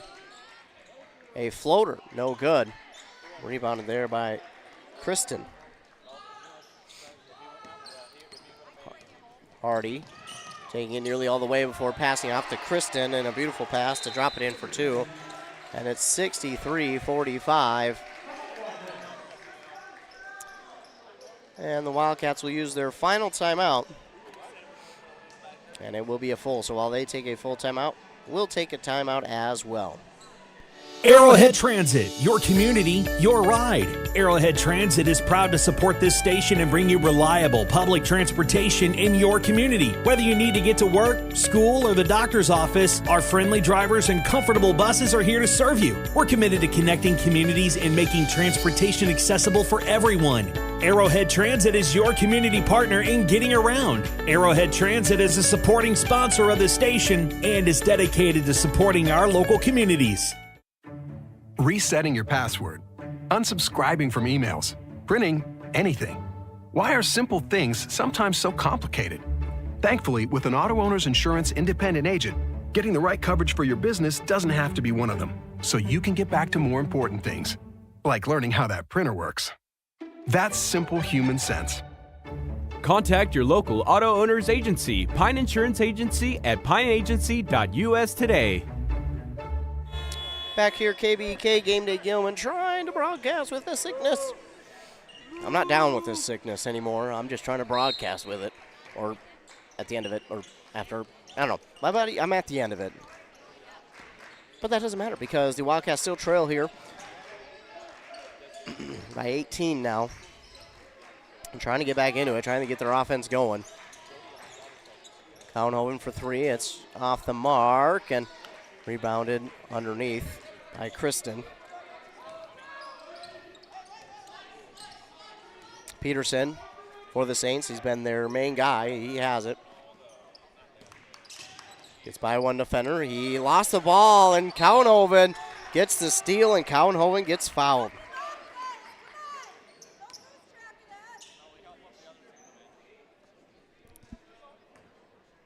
Foul is the 8th on the Saints, the 3rd on Kristen. Cowenhoven to shoot a 1-and-1.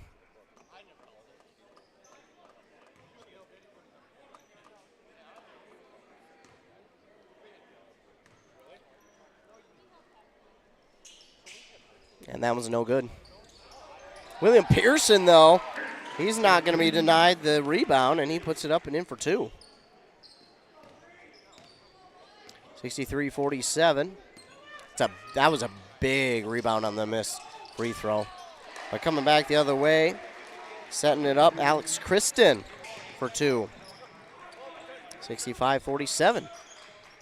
Wildcats have it back. Underhill underneath the basket to Cowenhoven, and his shot is blocked by Peterson. And Peterson also gets the steal.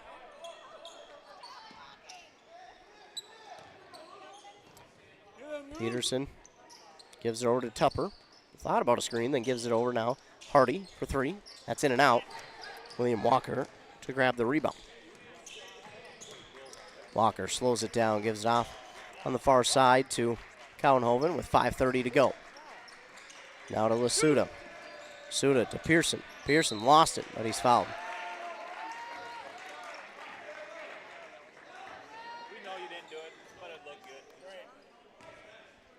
They're going to get Kristen with his fourth foul. Team's ninth,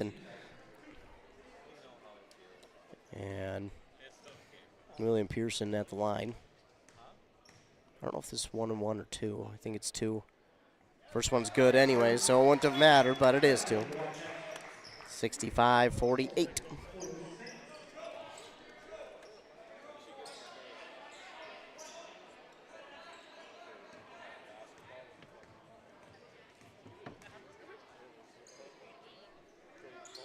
Pearson no good on that one.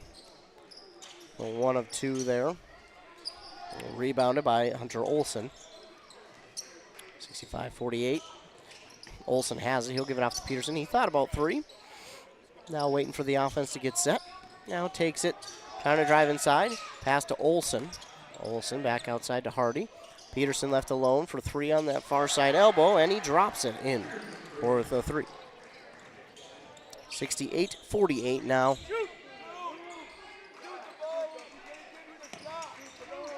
Cowenhoven. Shot. No. He drove inside.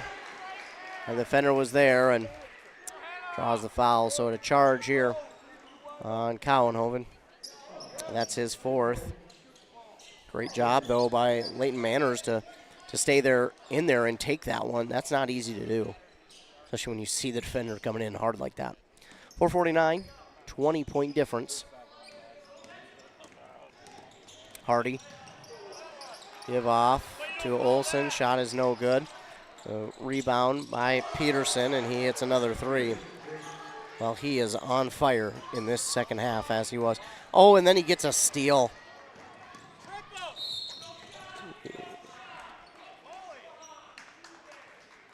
Get a foul on the Wildcats, it looks like.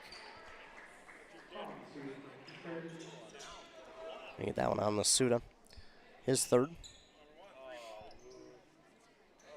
Team's 9th.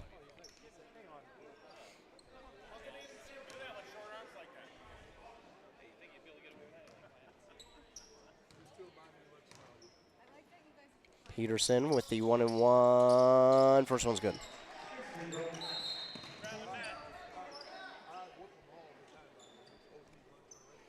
And half of both teams went back down the court thinking it was only 1.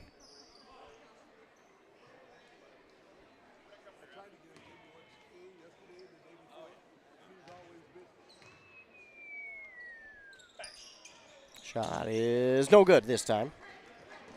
So 1 of 2, and Underhill gets the rebound.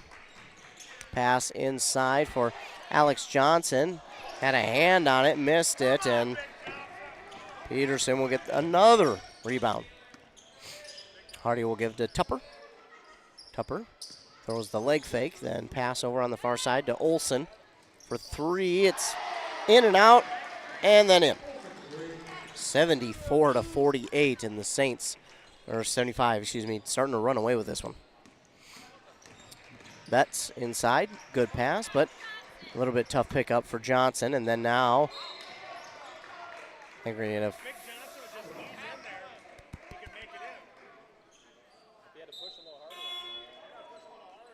not sure. Whistle here. Looks like the player was out of bounds for the Saints who got the ball. And the Wildcats will get it back. So the inbound to Betts. Now give it on the near side here to Lasuda. To Underhill. Underhill lost it, but it is out of bounds off of the Saints. So Wildcats hold on to it. 3:40 to go.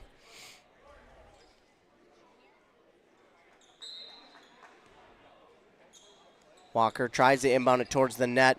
This one was knocked away and stolen away by Peterson. Tupper will hand it to Peterson.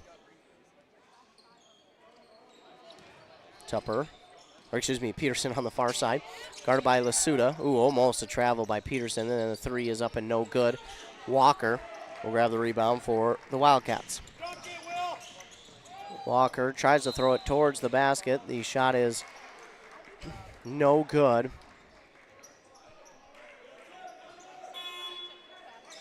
Won't be a rule check into the game.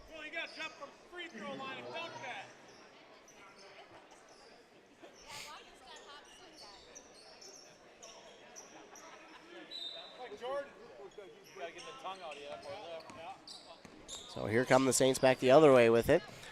Hardy's going to take it the entire distance, split the defenders, and put it in for two. 77-48.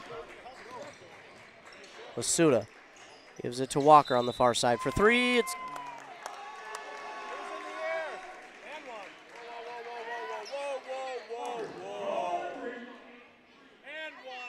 well, they're going to get the basket to count.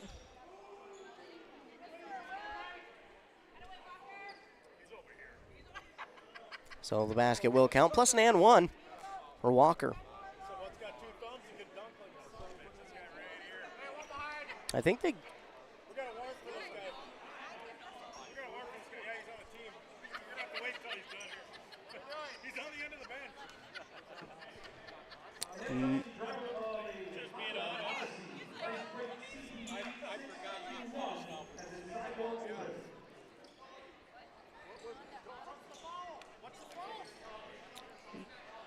So we did not get a foul on the Saints. Instead, it's on the Wildcats. William Pearson did not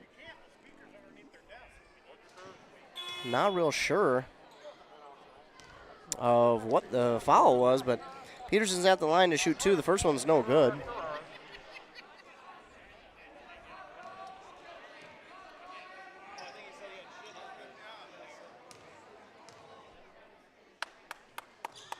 That one's up and good from Peterson. So 1 of 2. It's 78-51. Colton Beaver gives it to Walker. No, over to Johnson. Beaver gets around Peterson. Gives it out to Johnson. A long two is no good, but Pearson is there to put it back for two. 78-53 with 2.5 to go.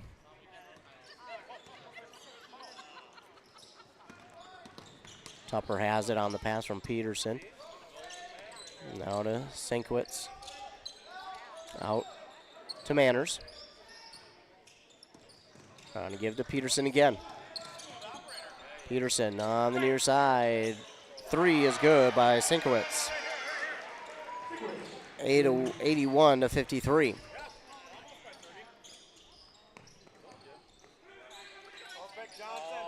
Alex Johnson, ill-advised pass to Tupper. Well, stolen away by Tupper. Pass up to Sienkiewicz is just a little too far, and it will be Wildcat ball. In for the Saints is 23. It's Colton Berman.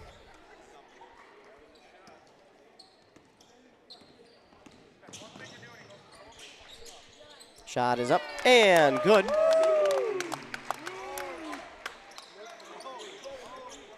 Masuda with his first points on the board.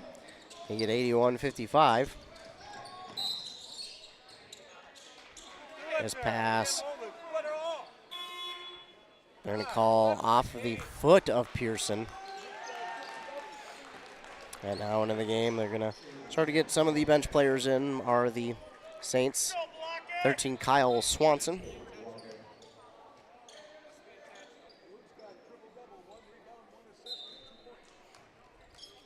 Foreman in for the Wildcats. This pass was stolen away. And a 2 is no good. Rebounded by Lacita. Lasuda pass off to Walker. Shot is no good. Rebounded by number 14. I'll get to that in just a moment. Colton Beaver with it.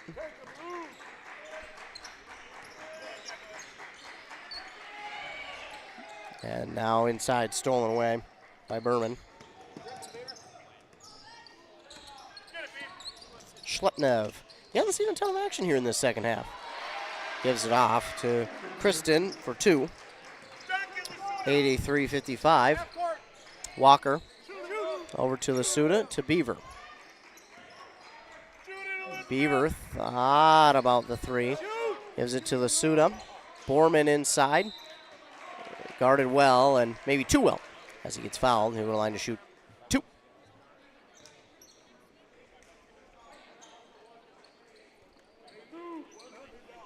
This foul is going to go against Colton Berman of the Saints.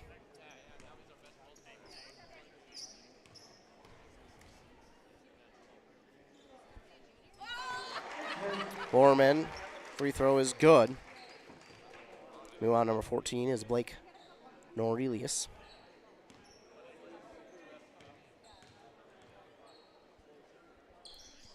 Borman drops them both in. 83-57 with under 30 seconds to go. Saints don't need to score. We'll see what they do. Looks like they'll try and dribble the clock out. 11 seconds. Shot clock is off. 10 now. And that will do it.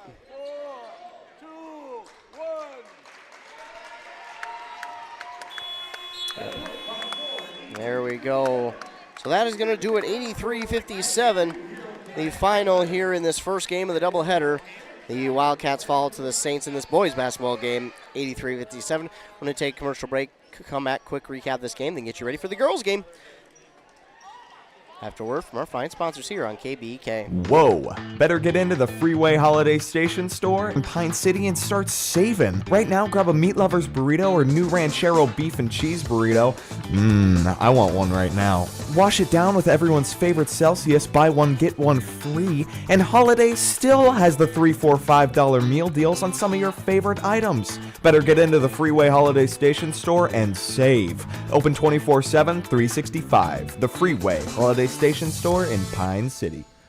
Your journey to smile with your forever starts at Embrace Orthodontics. The team at Embrace is committed to providing world-class care and a remarkable orthodontic experience. Choose between custom Light Force braces or Invisalign clear aligners with locations in Pine City, Lindstrom, and Cambridge, and a plan to fit your budget, whether you have insurance or not. Embrace Orthodontics will make your smile journey comfortable, convenient, and customized just for you. Visit EmbraceMN.com today to find out how to set up your free exam. EmbraceMN.com. Embrace Orthodontics. A smile you will embrace forever.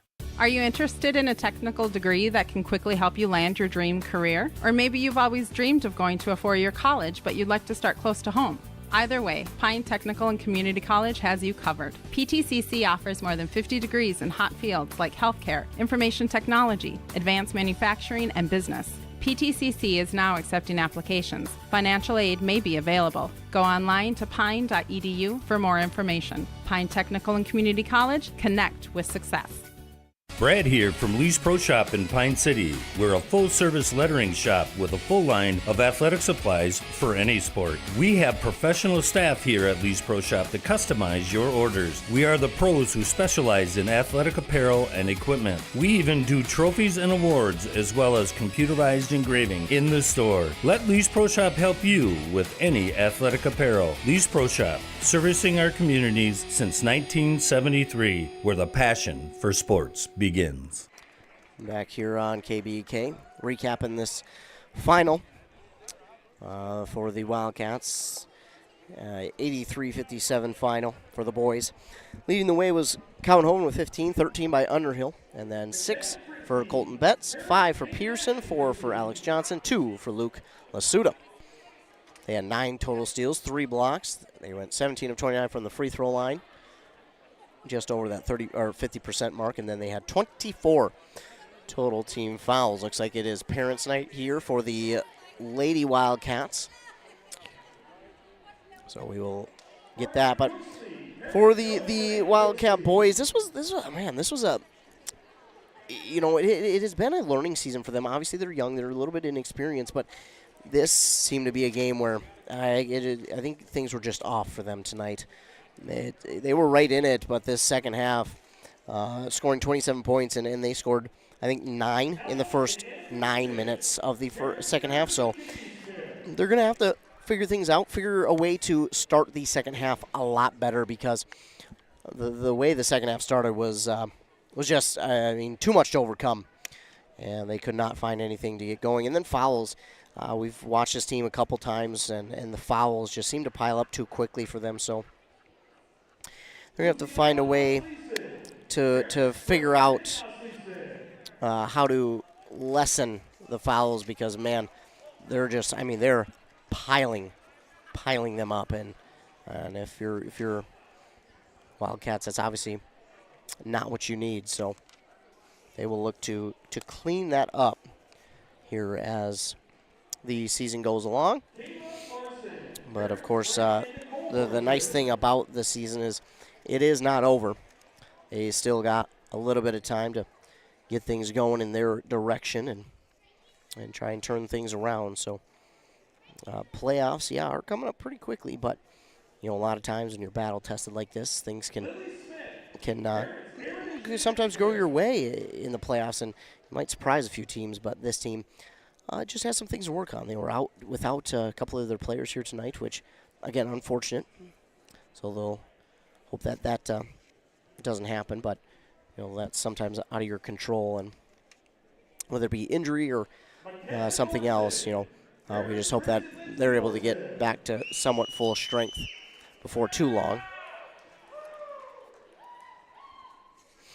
As we got, again, Parents' Night here for the girls' game, or before the girls' game. But the first game was the doubleheader. Of the doubleheader was the boys, and they fell 83-57. Again, it just felt like they were unable to find a rhythm offensively and weren't able to get things going. They just unfortunately, it looked like they put some pressure on themselves, maybe unnecessary pressure on themselves, to try and make the comeback happen so quickly. It just looked like they really needed to settle down, get out of their own heads maybe a little bit, and just focus on one thing at a time. It looked like they were trying to make the comeback. They were trying to, do this and that all at once. And again, when they were shorthanded tonight here, so that didn't help. But just looked like things were a little bit discombobulated, and hopefully they can figure that out. And go back and talk and say, hey, things might not have went how we want. Things might have been not going the way we would have hoped. We might not have gotten our shots to fall that we wanted, but we got to remember to settle down, slow down, and just get back to what we know best, and then get things going in a different direction. And instead of worrying about the scoreboard, just worry about us, worry about our game plan, not worry about what the other team is doing so much. And sometimes, again, it is easier said than done, but they'll have to find a little bit of their identity here as they go throughout. As I mentioned before, we've got the girls' game coming up. Not starting yet, but it is coming up here very shortly as they do the Parents' Night for the girls. Now, I've got a little bit of information on this girls' St. Francis team, as I did get to call one game, not for them, but they were playing Mora. And Mora is, of course, part of our local team. So I did get to call one game in which they played at, and as I did get to call the one game. I am the St. Francis girls expert, as they would say. No, of course I'm not. But I did get to watch them play one game. Now, they're a young team, and I mean a very young team. They're a team who, if I remember correctly, only has but one senior, if that. Now I'm trying to remember. There we go. But, yeah, trying to,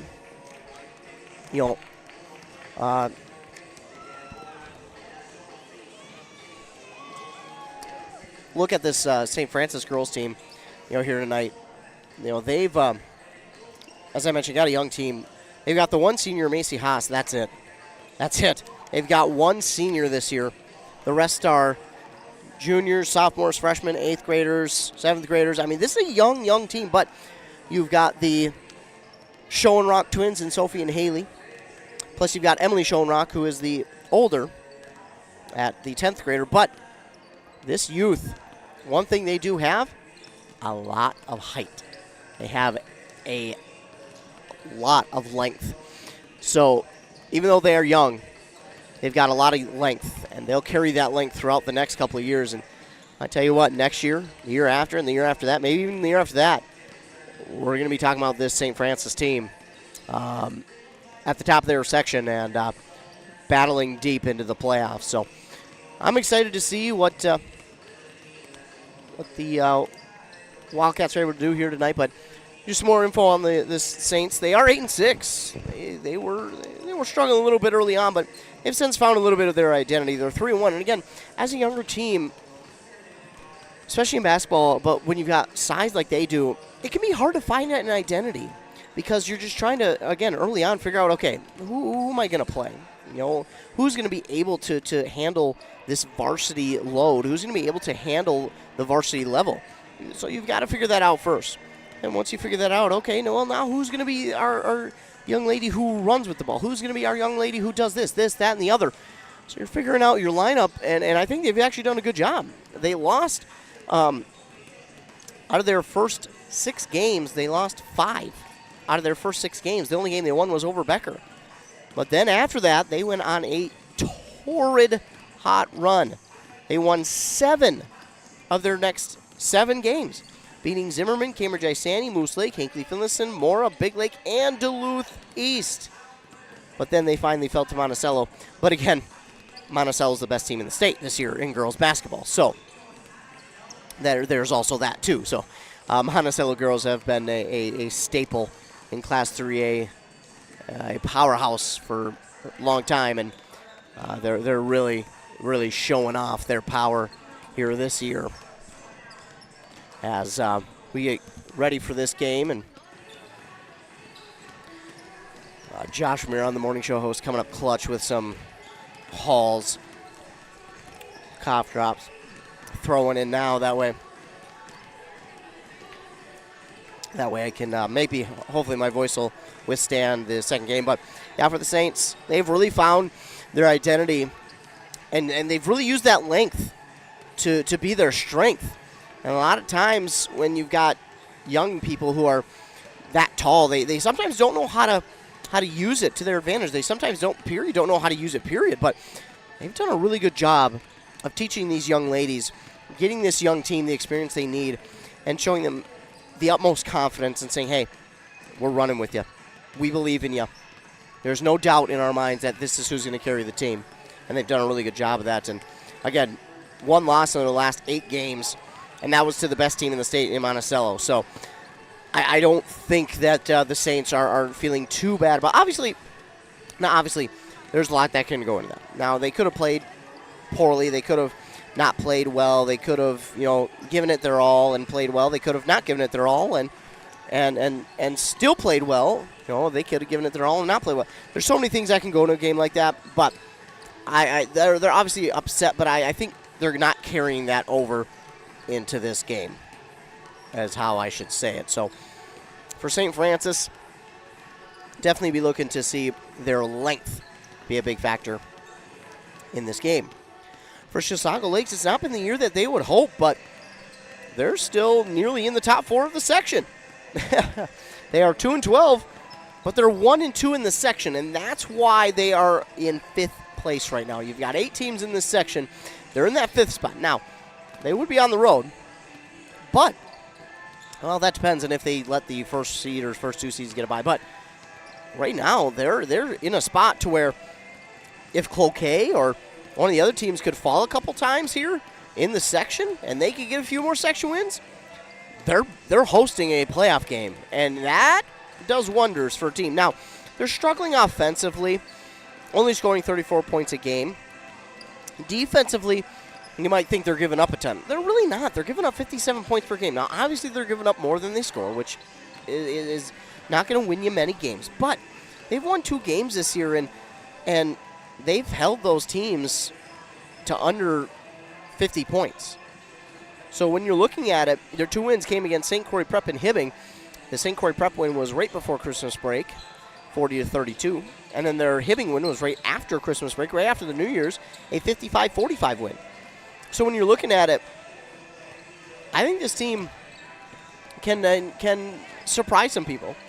Now, again, the offense has struggled to get rolling. And this Chisago Lakes team is another young team, a very young team. In fact, as we look at it, there are no seniors. There's 3 juniors, 3 sophomores. The rest are freshmen and 8th graders. So for this Wildcat team, it is a very young team, but kind of much like St. Francis, this might be a team where we're talking about them 2, 3 years, 4 years down the road and going, wow, what wonders that one tough year did for them, and then how much they learned and how much experience that they gained, because now it's all going to pay off. So, and I think it will. I think it will for this team because, they've got, this is a tough section. 1, it's a tough section. 2, not only is it a tough section, they play in such a tough conference. The Mississippi 8, man, is so tough. I mean, after those 2 wins, they lost to Princeton, Cambridge, Isani, and Zimmerman. All conference teams, all schools who, again, have had a history of playing some very good basketball. And I think some people would say that Zimmerman game is also a game that they probably should have won. They lost by 7 to Zimmerman, which, again, is tough.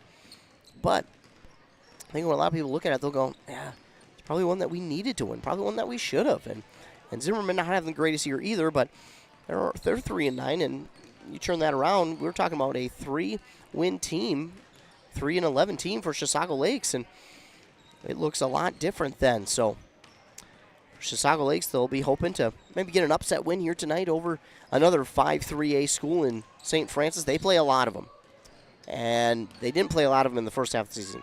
They will in the second half, especially in January, February. 5 3A schools they'll play: Zimmerman, St. Francis, Big Lake, Becker, and then Monticello, another one.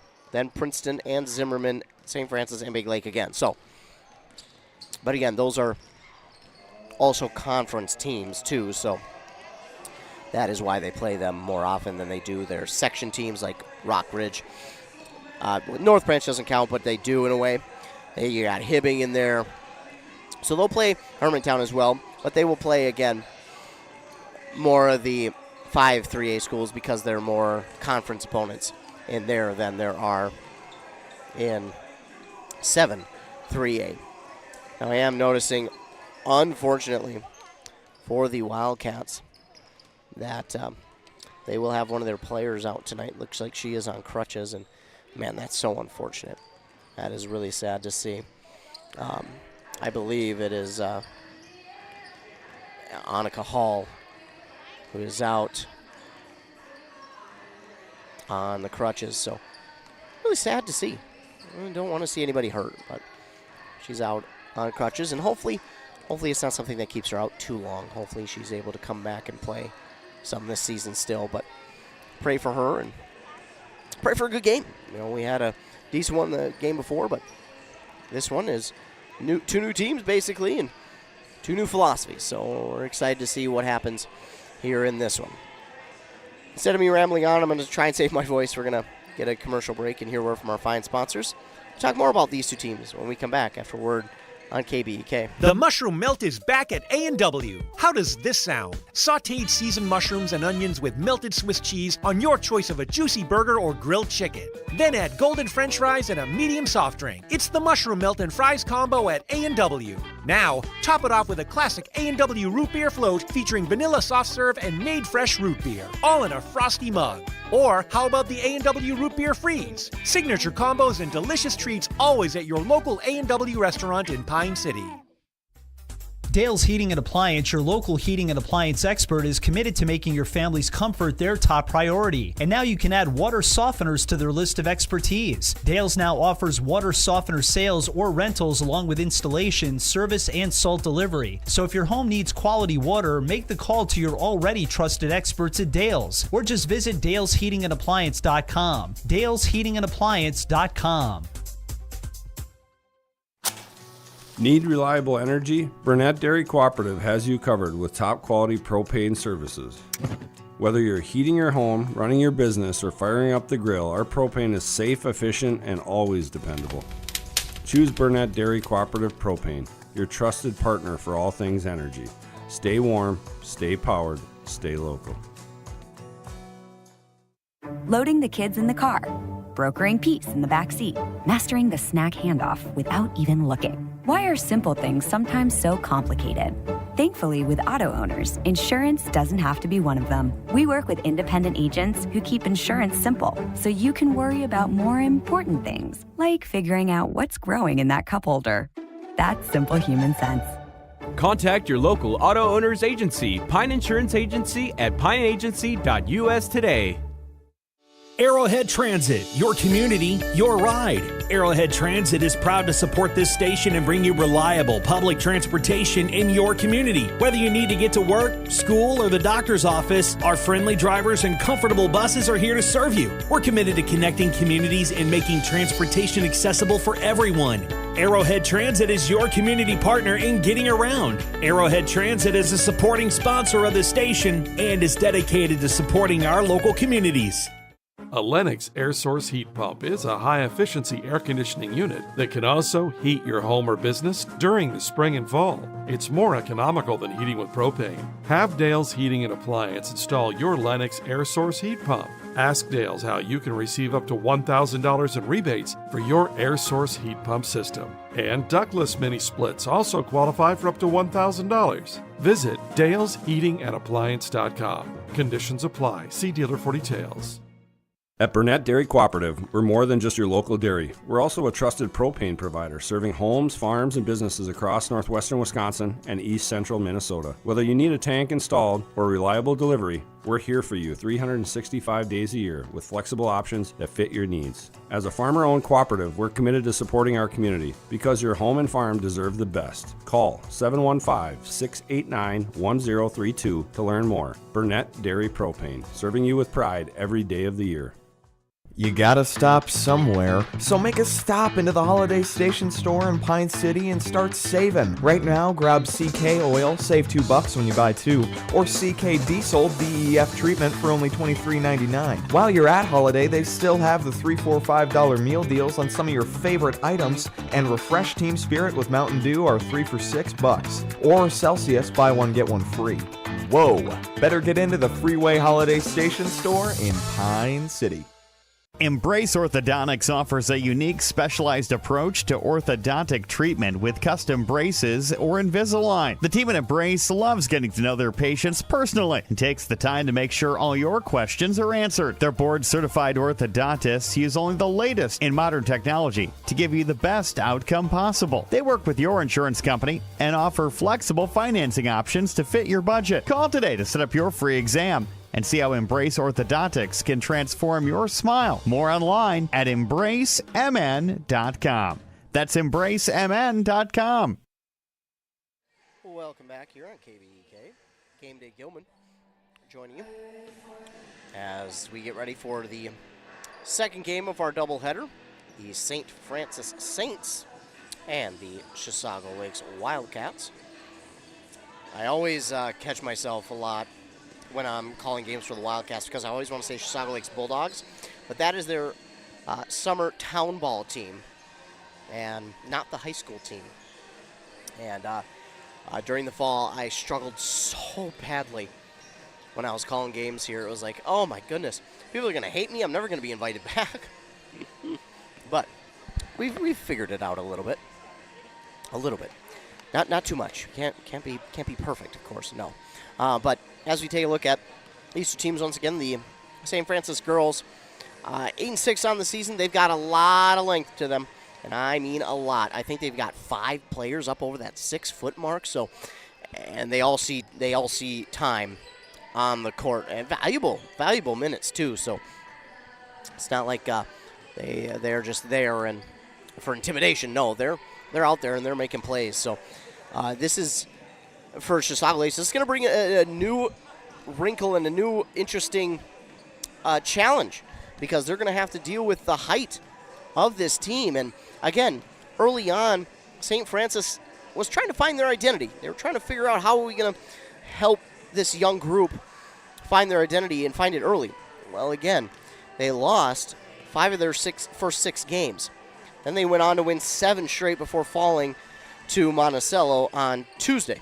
But again, Monticello is the best team in the state of Minnesota for girls basketball. So although it has been an up and down ride lately, St. Francis has really figured things out.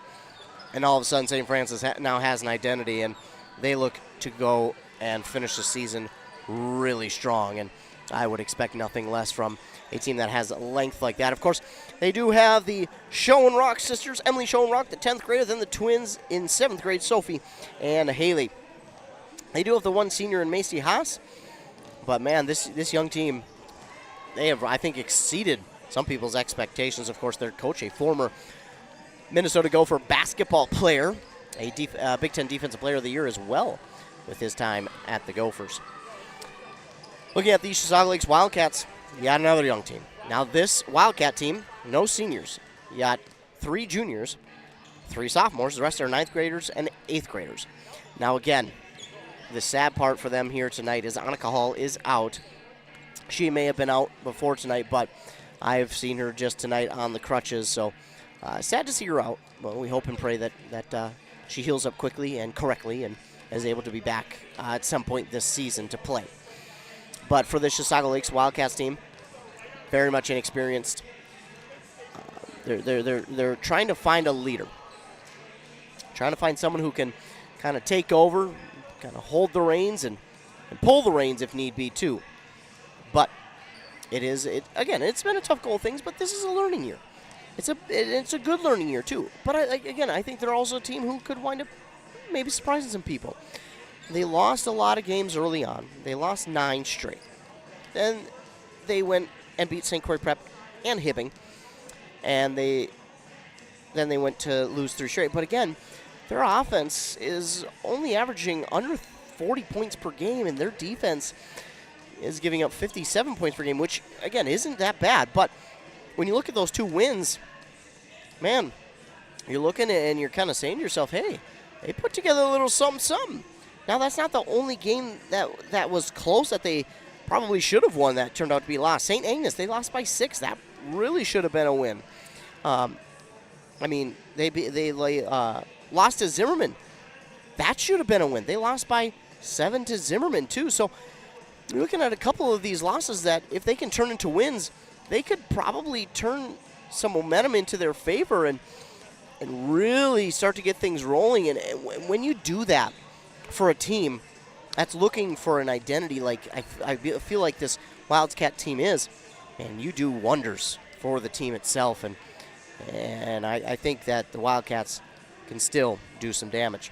We're going to get our starting lineups back after word from our fine sponsors on KBEK. Hey there, sports fans. Brad here from Lee's Pro Shop in Pine City, and we have a Lee's Crazy Sale going on. It's time to gear up for hockey, basketball, wrestling, or volleyball equipment, as it is all 20% off. That's right, 20% off all your favorite hockey, basketball, wrestling, and volleyball equipment. Whether you're a beginner or a pro, Lee's Pro Shop has everything you need to take your game to the next level. So don't wait. Stop by Lee's Pro Shop today. Save big on your favorite sports equipment. Hurry in for Lee's Crazy Sale. Lee's Pro Shop, where the passion for sports begins.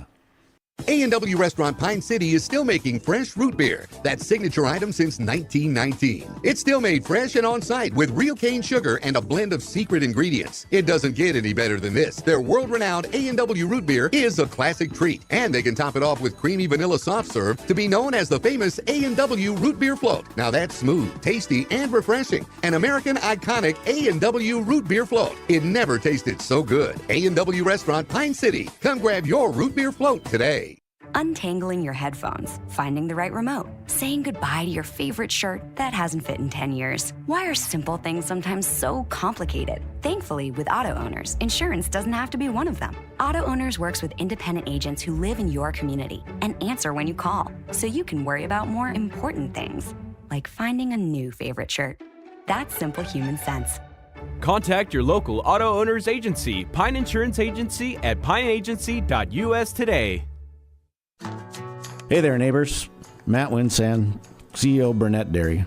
Farmers are the people that wake up before the sun, who battle the elements, and tend to their crops and herds with a passion that runs deep in their veins. At this time, I would personally like to thank the farmers. From all of us at Burnett Dairy Cooperative to all of our incredible farmers, thank you. Burnett Dairy Cooperative. Real farms, real flavor.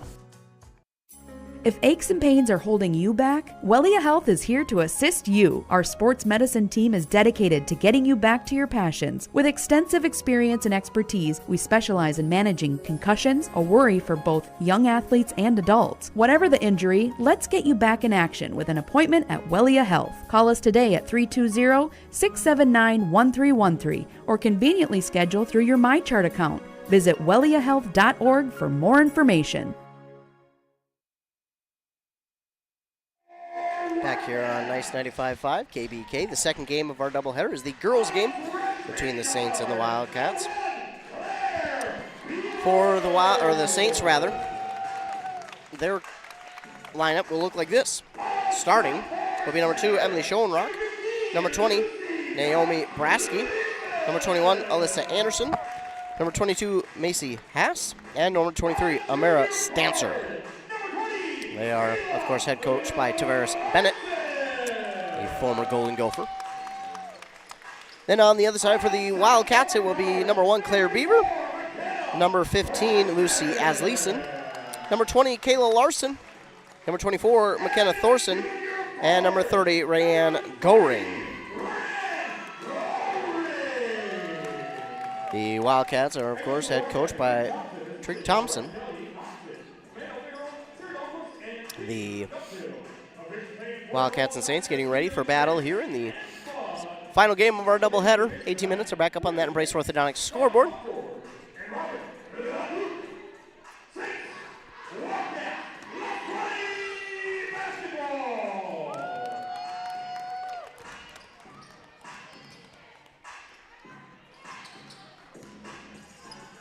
As we get ready, set to try and go. Tip-off coming your way. It is going to be Emily Schoenrock along with Kayla Larson at center court for the tip.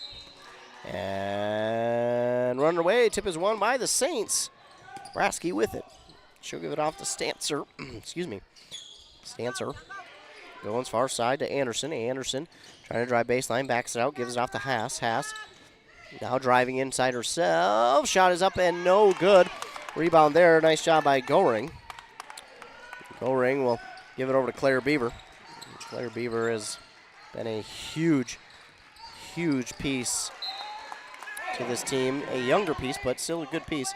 Now the pass back for McKenna Thorson goes behind her, and it will be a turnover. The ball will go back to St. Francis. Inbound to Anderson. She'll give it up to Brasky. Brasky in some trouble, but she finds Stancer on this near side. Stancer goes on the far side to Haas. Haas will pull up just outside the paint for 2. It's no good. Race for the rebound, but it's going to be taken by Kayla Larson. Now she tries to go up to Thorson. Thorson back to Larson.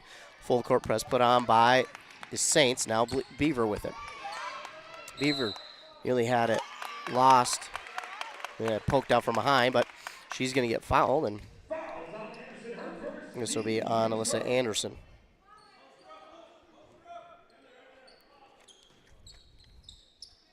Wildcats will get set to inbound now. Larson looking, finding Goring. And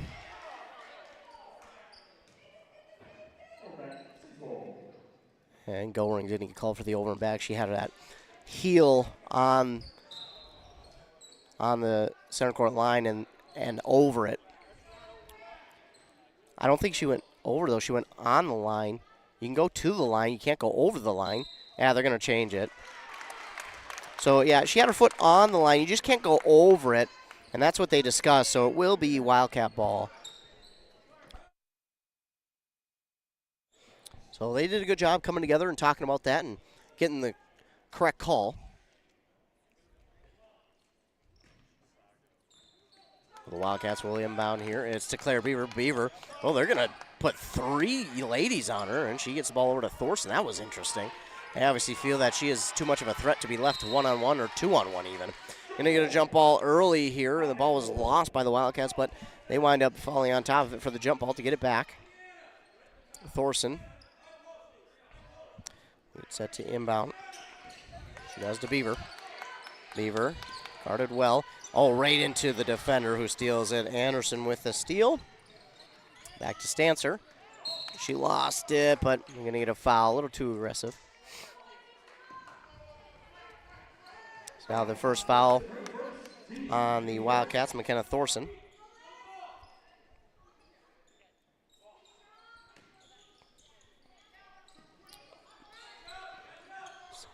Saints will inbound to Anderson. Anderson, near side to Stancer for 3. In and out. And rebound still up for grabs. Taken there by Brasky. Stancer, floater for 2.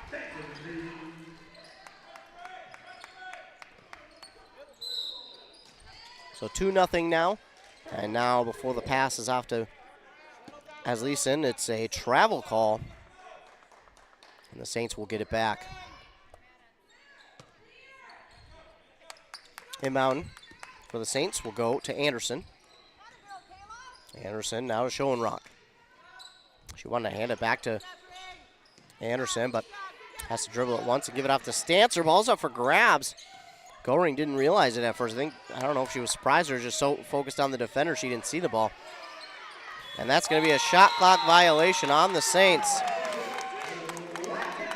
And that's just great defense by Chisago Lakes to force the shot clock violation and get the ball back.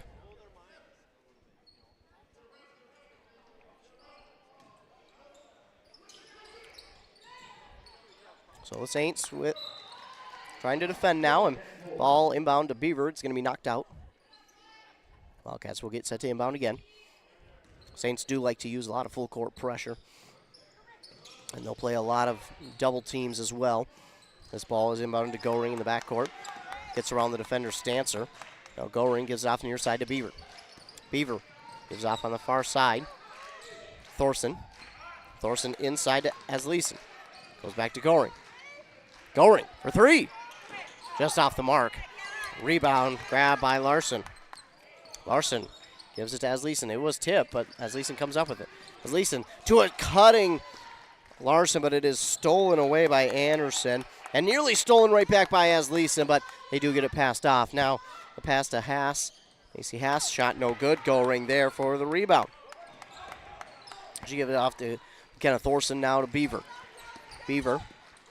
Oh, gets the defender to break her own ankles. Asleason with it. They needed to capitalize on that, though. Give it back inside to Asleason. Outside to Thorson for 3. Off the mark. And the rebound for Brasky. Stancer brings it forward. Puts it inside to Schoenrock. Turnaround jumper, no good. Larson with another rebound. Up the court to Thorson. Thorson gets around the defender. Driving inside. Oh, nice Euro step. And then shot no good. Rebounded by Anderson. What a move, though. Showing off the agility, but just couldn't get it to fall. Schoenrock up over the defender. Her shot's no good. She got her own rebound. no good again. She'll get another rebound. And now Stancer along 2 is no good. This ball's out of bounds. Last touch by the Saints. 12 and 31 will check in for the Wildcats. I believe that's 33 for the Saints. That's Addison Clancy.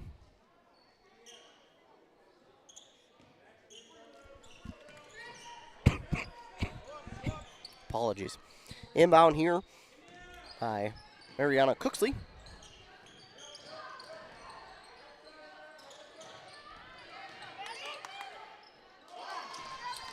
And this shot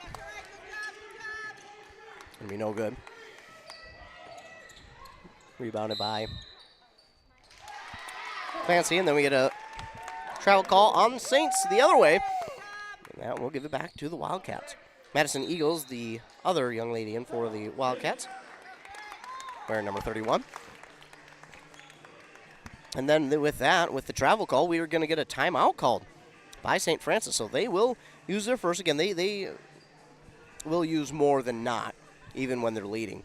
So they'll take a timeout. While they do, we will as well. Back after 30 seconds. Arrowhead Transit, your community, your ride. Arrowhead Transit is proud to support this station and bring you reliable public transportation in your community. Whether you need to get to work, school, or the doctor's office, our friendly drivers and comfortable buses are here to serve you. We're committed to connecting communities and making transportation accessible for everyone. Arrowhead Transit is your community partner in getting around. Arrowhead Transit is a supporting sponsor of the station and is dedicated to supporting our local communities. Back here on KBEK, nice 95.5 FM. Wildcats trail 2-0 with 13:57 to go in the first half. So far, defenses have been there. You know, the Wildcats have had a couple of shots, but just have been unable to get them to fall, which is unfortunate because they have showed off some moves that I don't think the Saints were ready for. Claire Beaver with it. Beaver nearly lost it. Great job getting that ball away to Goring, trying to get it to Eagle. Goring gets it back. Inside Goring to Eagle. Shot's no good. And rebounded by Schoenrock. Stancer gives it off to Schoenrock. She thought about 3, pulls it down.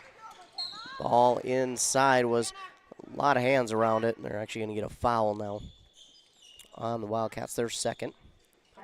And the second on McKenna Thorson. Wildcats will get Lily Smith into the game. And for the Saints, it's number 3. Try and get that name to you real quick. That's Jalen Kaiser.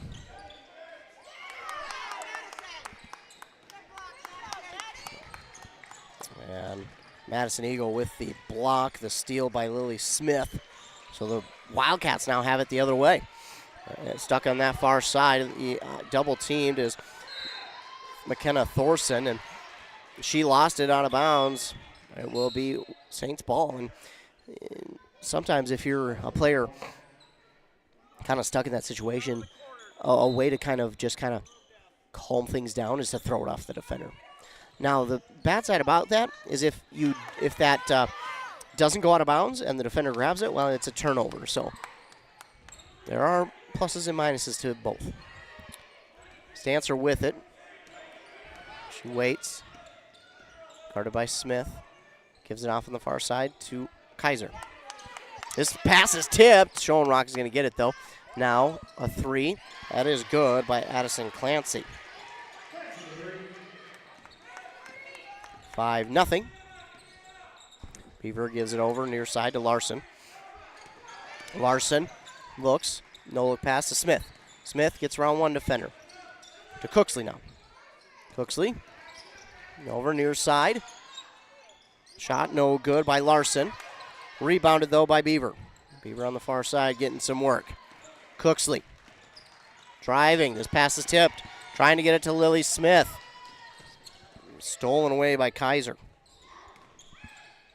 Ball on the far side to Stancer. Now back again to Clancy. Inside Schoenrock. Guarded by Eagle. Back outside for Kaiser for 3. That's going to be no good. Right into the hands of Haas for the rebound. Trying to give it to Schoenrock. Bumping body is a little too much there by Larson. Schoenrock go to line and shoot 2.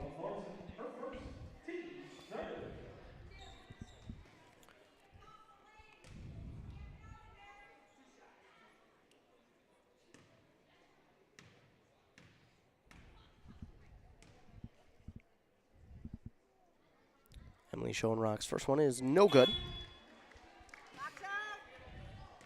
And checking in for Stancer is Lissa Anderson.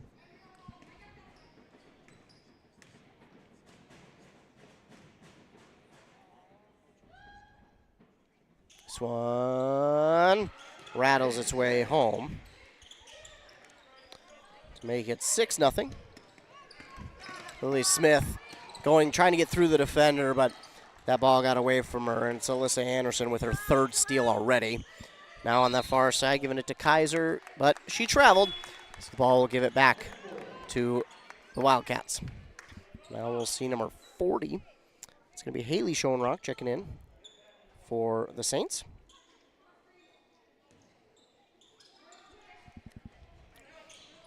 Wildcats trying to inbound. Larson does to Cooksley, and now give it back to Larson.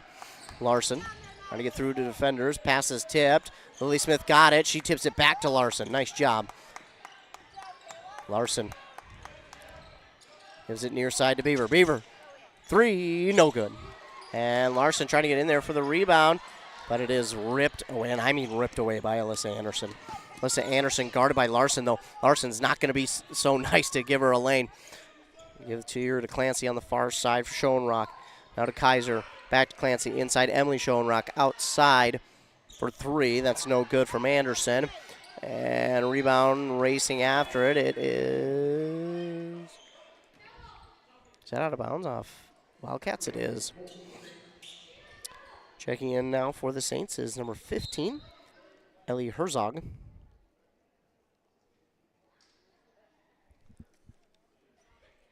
We got maybe some perspiration on the floor we're looking at.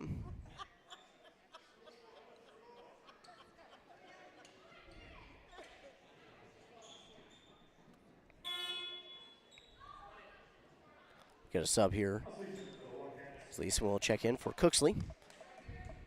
But it is still Saints ball. It went off of the rebound attempt of a Wildcat. Clancy inbound. Oh, just does get it over the defender to her teammate Anderson. Now to one Schoenrock. Now to Herzog. This ball nearly stolen away by Lily Smith. Smith everywhere defensively. Trying to get the ball back. Anderson will inbound. Now to Kaiser. Goes near side Clancy. 7 seconds to shoot. On the far side, Anderson left alone for 3. That is good. That makes it 9-0 for the Saints.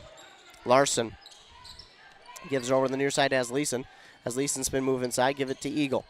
Now over to Claire Beaver. A long 3, but it's there just off the mark. Madison Eagle grabs the rebound, and she's fouled, and she'll line and shoot 2.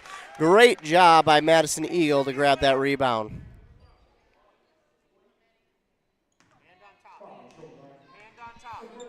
That foul is going to go against Haley Schoenrock.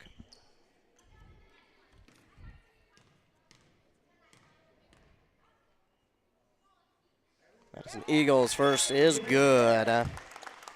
So the Wildcats are on the board. Going back in for the Wildcats. She comes in for Beaver.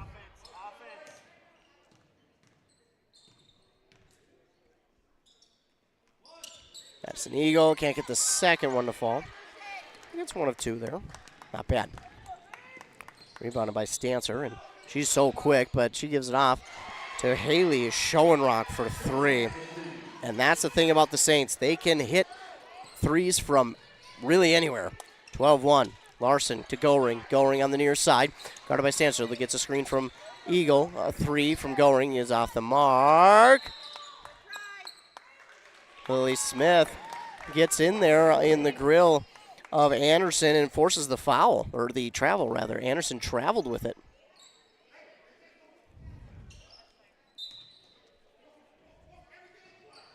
Larson will inbound here to Asleason. Asleason wanted the screen from Eagle. Now trying to figure out somewhere to go with it. Great run to the basket by Larson. Now trying to give it to Lily Smith. He got a jump ball. And the possession arrow is the Saints.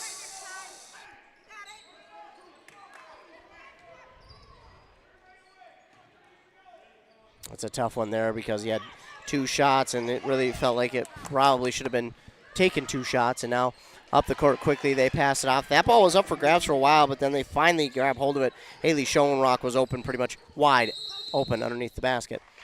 And now we're going to get a timeout called by the Wildcats. And I believe this was a full. So while they take one, we'll take one as well. Resetting your password, unsubscribing from emails, printing anything. Why are simple things sometimes so complicated? Thankfully, with an auto owner's insurance independent agent, getting the right coverage for your business doesn't have to be one of them, so you can get back to more important things, like learning how that printer works. That's simple human sense. Contact your local auto owner's agency, Pine Insurance Agency at pineagency.us today. Whoa! Better get into the Freeway Holiday Station store in Pine City and start saving. Right now, grab a Meat Lover's burrito or new Ranchero beef and cheese burrito. I want one right now. Wash it down with everyone's favorite Celsius, buy one, get one free. And Holiday still has the $3, $4, $5 meal deals on some of your favorite items. Better get into the Freeway Holiday Station store and save. Open 24/7, 365. The Freeway Holiday Station store in Pine City. Back here on KBEK, it's a 14-1 lead for the St. Francis Saints. But again, the Wildcats have really impressed me with their agility here tonight. It's not something we haven't seen this year, but it's certainly showing it off a little bit more as now we get a steal here from Stancer for the Saints. She's going to take a 3. It's good. Like I mentioned, the Saints can hit threes from basically anywhere. They are really good at that long ball. Larson to Eagle. Eagle, that one's poked out. Stolen away by Haley Schoenrock. To the basket for 2. 19-1. Under 9 minutes to go now. Goring gives it up to Larson. Larson lets the defense get by. It's poked out from behind. Ball still up for grabs, and it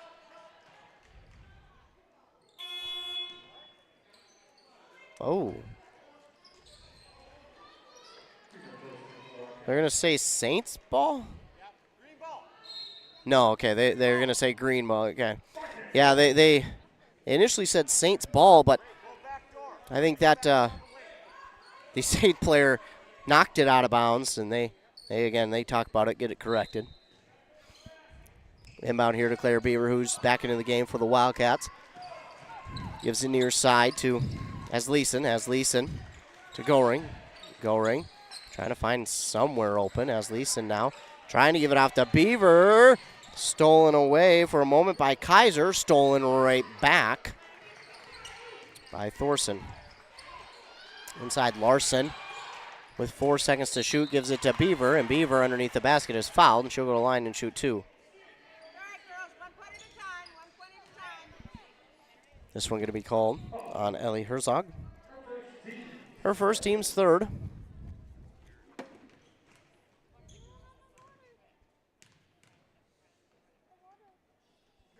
First one is good.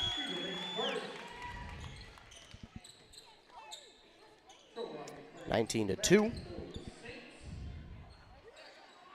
Couple subs here for the Saints.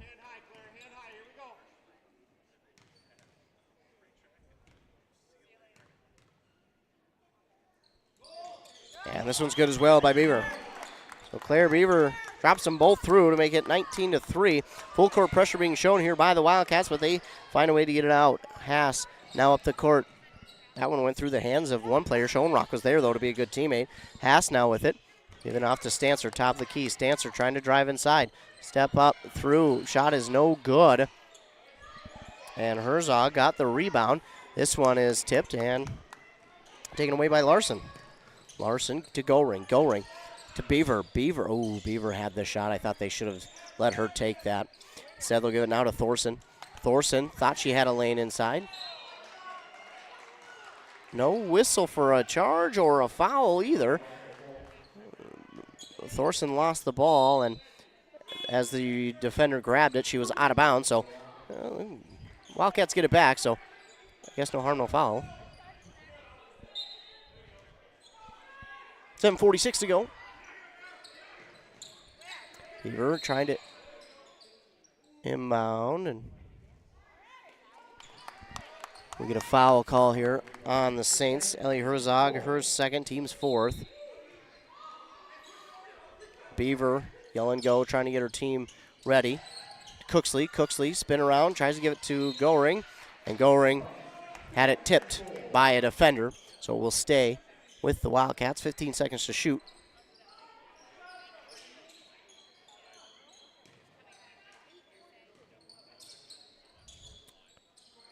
Inbound here now to Beaver. Beaver uses that speed, gets inside, just not enough on that shot. It's rebounded by Haas. Haas looking, trying to get through the defenders, gives it off to Clancy. Clancy to Stancer. Stancer to Herzog. Herzog back out Stancer for three. That's off the rim, a rare miss from three. Now a rebound up for grabs. Jump ball, and that's going to be Wildcat ball.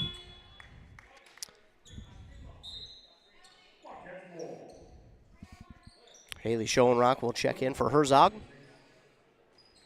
And Goring will inbound for the Wildcats.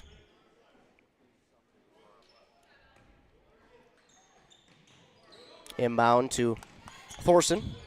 Thorson pauses. Oh, not sure where she was going with that one. But that is going to be knocked out of bounds by a member of the Saints, so the Wildcats will hold on to it. Claire Beaver will inbound to Thorson. Thorson starting in the backcourt. Now to the offense. Showing off some moves. The shot just a little too long, and Goring nearly had the rebound, but she was falling backwards, and Haas just kind of says, well, I'll take it, thank you. Now Haas driving all the way, and wow. Shot off the mark, but gets it to fall. 21-3. Inbound to Thorson. They got numbers the other way. Thorson trying to capitalize. Thorson tried to get around. She lost her dribble. Got it back, though, to Asleason. Asleason driving inside. She's got Thorson wide open three. It's off the mark. And Haas is going to get the rebound. Now over to Stancer. Stancer lost the ball, but it rolls right to Haas. On the near side now, Clancy trying to spin move the other way. But Claire Beaver, oh, they're going to get a foul. We're going to give her credit for the block anyways, but they're going to get her for the foul, I guess, and that'll be the team's fourth, her first. And Clancy's at the line for two.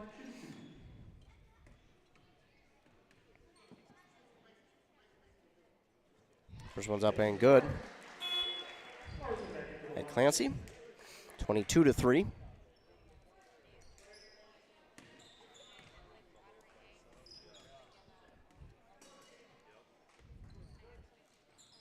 And Clancy hits them both. 23-3 is our score. Full court pressure here now by the Saints. And great press break by the Wildcats.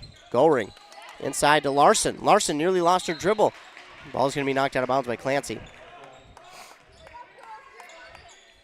That looked a little discombobulated, but luckily the Wildcats got it under control, and that one went out of bounds off the Saints.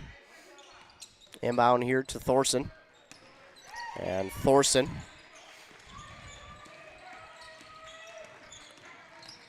trying to drive to the basket. That's blocked by Haley Schoenrock, but taken right back by the Wildcats. Larson.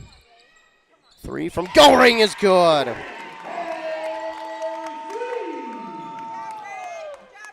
23-6. It's a big one. Wildcats desperately needed. Emily Schoenrock faked the pass to her sister and then drops it in for two herself. 25-6. Claire Beaver giving it off. A three for Cooksley is just off the mark. Goring is there for the rebound. Back over to Thorson. Thorson trying to go near side now. Struggling to figure out where to go with it. Goring to Cooksley for three! So Cooksley hits a three, and all of a sudden the Wildcats have found a little bit of something to get going. Haas has it now to Emily Schoenrock. Guarded by Goring. Goring nearly knocked it out, but it gets to Stancer on the pass for three. That's good. 28-9. Inbound to Thorson. And she gets fouled. Now they're going to get Stancer for that foul. That's her first. Team's fifth. 4:33 to go. So Hubs in and out for the Saints. Lily Smith will come in for Thorson.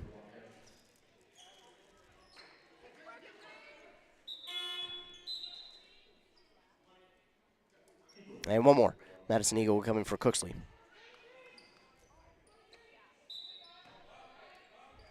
Smith will set to inbound. Wanted to go to Beaver, so instead we'll go to Goring. Goring had that one tipped, and she'll try to get it back to Beaver. That's going to be tipped out of bounds once again.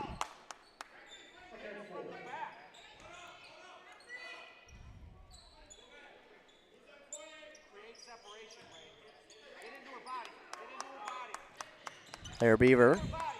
Trying to find. She does find Lily Smith. Back to Beaver. They got a little bit of something going. Claire Beaver bringing it forward. Gives it out on the far side to Larson. Larson to Eagle. Eagle pausing, waiting, giving it back to Lily Smith. Now on the far side, Beaver lost it. Right through her hands, and she took her eye off the ball 1 second too soon.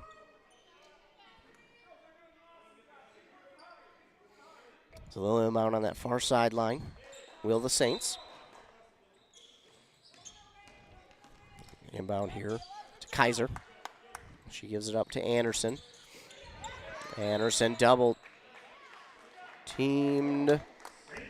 I think we got a timeout called here by the Saints. So they use their second, and they'll be left with three. It'll be a 30-second timeout, so we'll keep it here. Don't forget, we got more coming your way tomorrow night.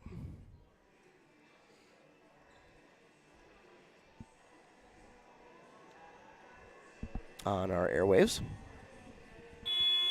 Try and keep you up to date as to what those games will be.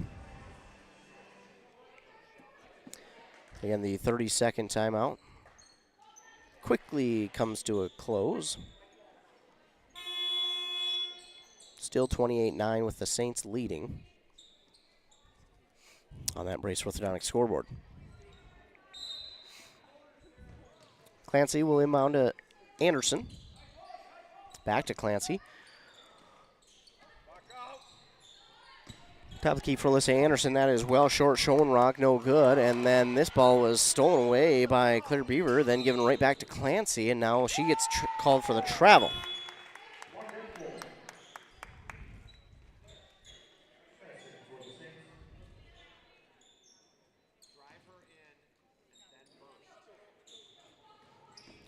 Inbound to Claire Beaver. And she gets fouled. Fouled there by Alyssa Anderson. That's her second. Team's sixth. We'll have Herzog check in along with Brasky for Emily Schoenrock and Alyssa Anderson. Claire Beaver gets the inbound. She's quickly double teamed. Gives it back over to Larson, and Larson up the court. Larson picks up her dribble on that far side.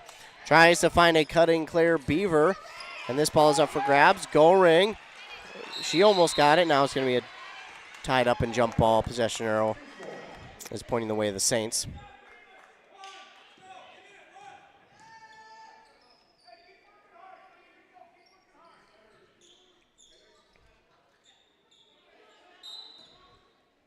Saints will get set to inbound. Clancy. Well, nearly tipped and stolen away by Larson, but it goes right back to the inbounder, Clancy. Wow. Pass back over to Haas. Haas driving, lost it, Goring steal. Goring one-on-one. Shot is up and good. Goring, she knew she had the one-on-one and just said, hey, you know what? I might as well just take advantage of the 1v1 and try and get the shot to fall. She did.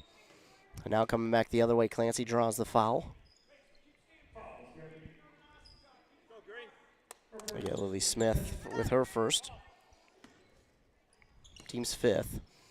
Inbound to Haas. Dabrowski. Dabrowski near side corner to Clancy. Underneath, trying to go to Dabrowski again. And she gets called for travel.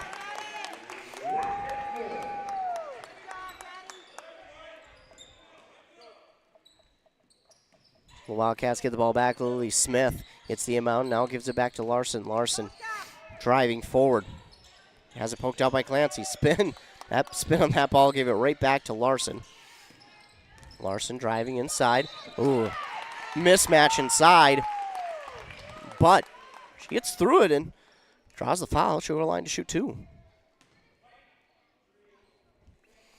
Foul called on Kaiser. Our first team, seventh.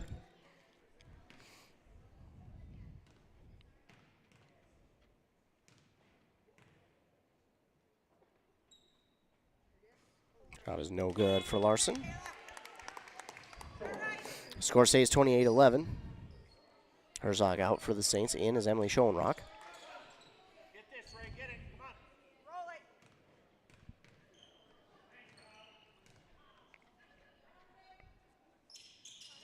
And that one's no good. Rebounded by Emily Schoenrock. That was tough. That looked like it was going to fall in, but it did not. Clancy tries an extra pass to Brasky. Nearly disaster. Now to Emily Schoenrock. She's getting absolutely slapped inside. Luckily, no foul call. And now Eagle gets the rebound on the missed shot. Claire Beaver, stop start. Gets it off to Eagle for two. Claire Beaver set that up herself with the stutter stop start and then give to Eagle. Clancy, this was stolen away. Larson, one-on-one. Shot up, good. And 28-15. And the Wildcats slowly shrinking that lead. Under 2 minutes now to go in the half. Pass up the court here to Kaiser. Pass a little too far for Brasky, and it's going to be stolen away by Larson again as it was swatted back in by a member of the Saints, but no one home but the Wildcats. Pass here to Eagle. She can hit those long ones, so you got to be careful. Gives it to Smith. Now to Goring. Goring inside to Eagle, and it's knocked out of bounds by the Saints.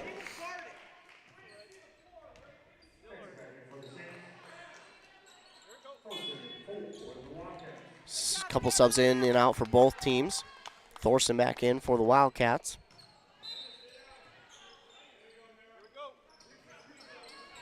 Beaver, look, finds Eagle. Now over to Thorson. To Eagle, now on the far side for Lily Smith. Shot, no good. And Emily Schoenrock just towering over everybody, an easy rebound. Minute 15 now. Stancer gives it far side to Kaiser. She's double team. Gives it to Haas. Near side to Brasky.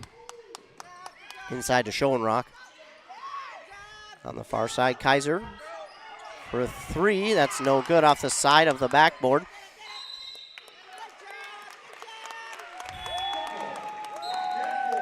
And we're going to get a jump ball call. It's Wildcats ball. Cooksley in for Smith.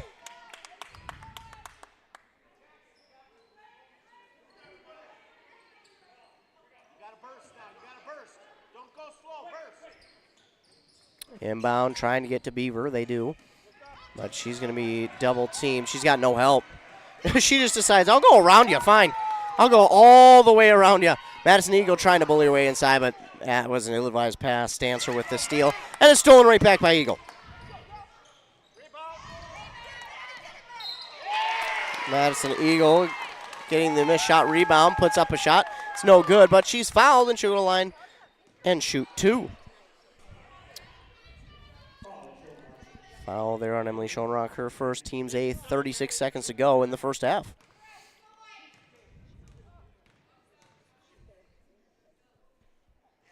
Shot is up and no good.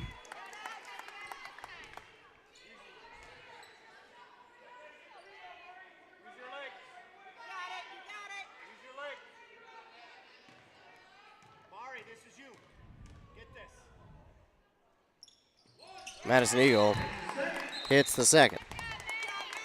28-16.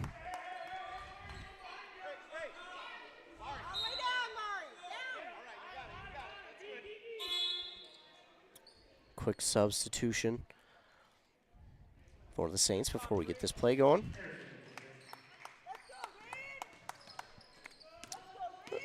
Little pressure put on here by Goring. Now double team, Haas dribbles into, but she finds a way to pass off to Stancer.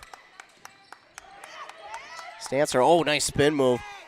Tries to pass this one off on the far side to Haas. It was knocked out of bounds by the Wildcats.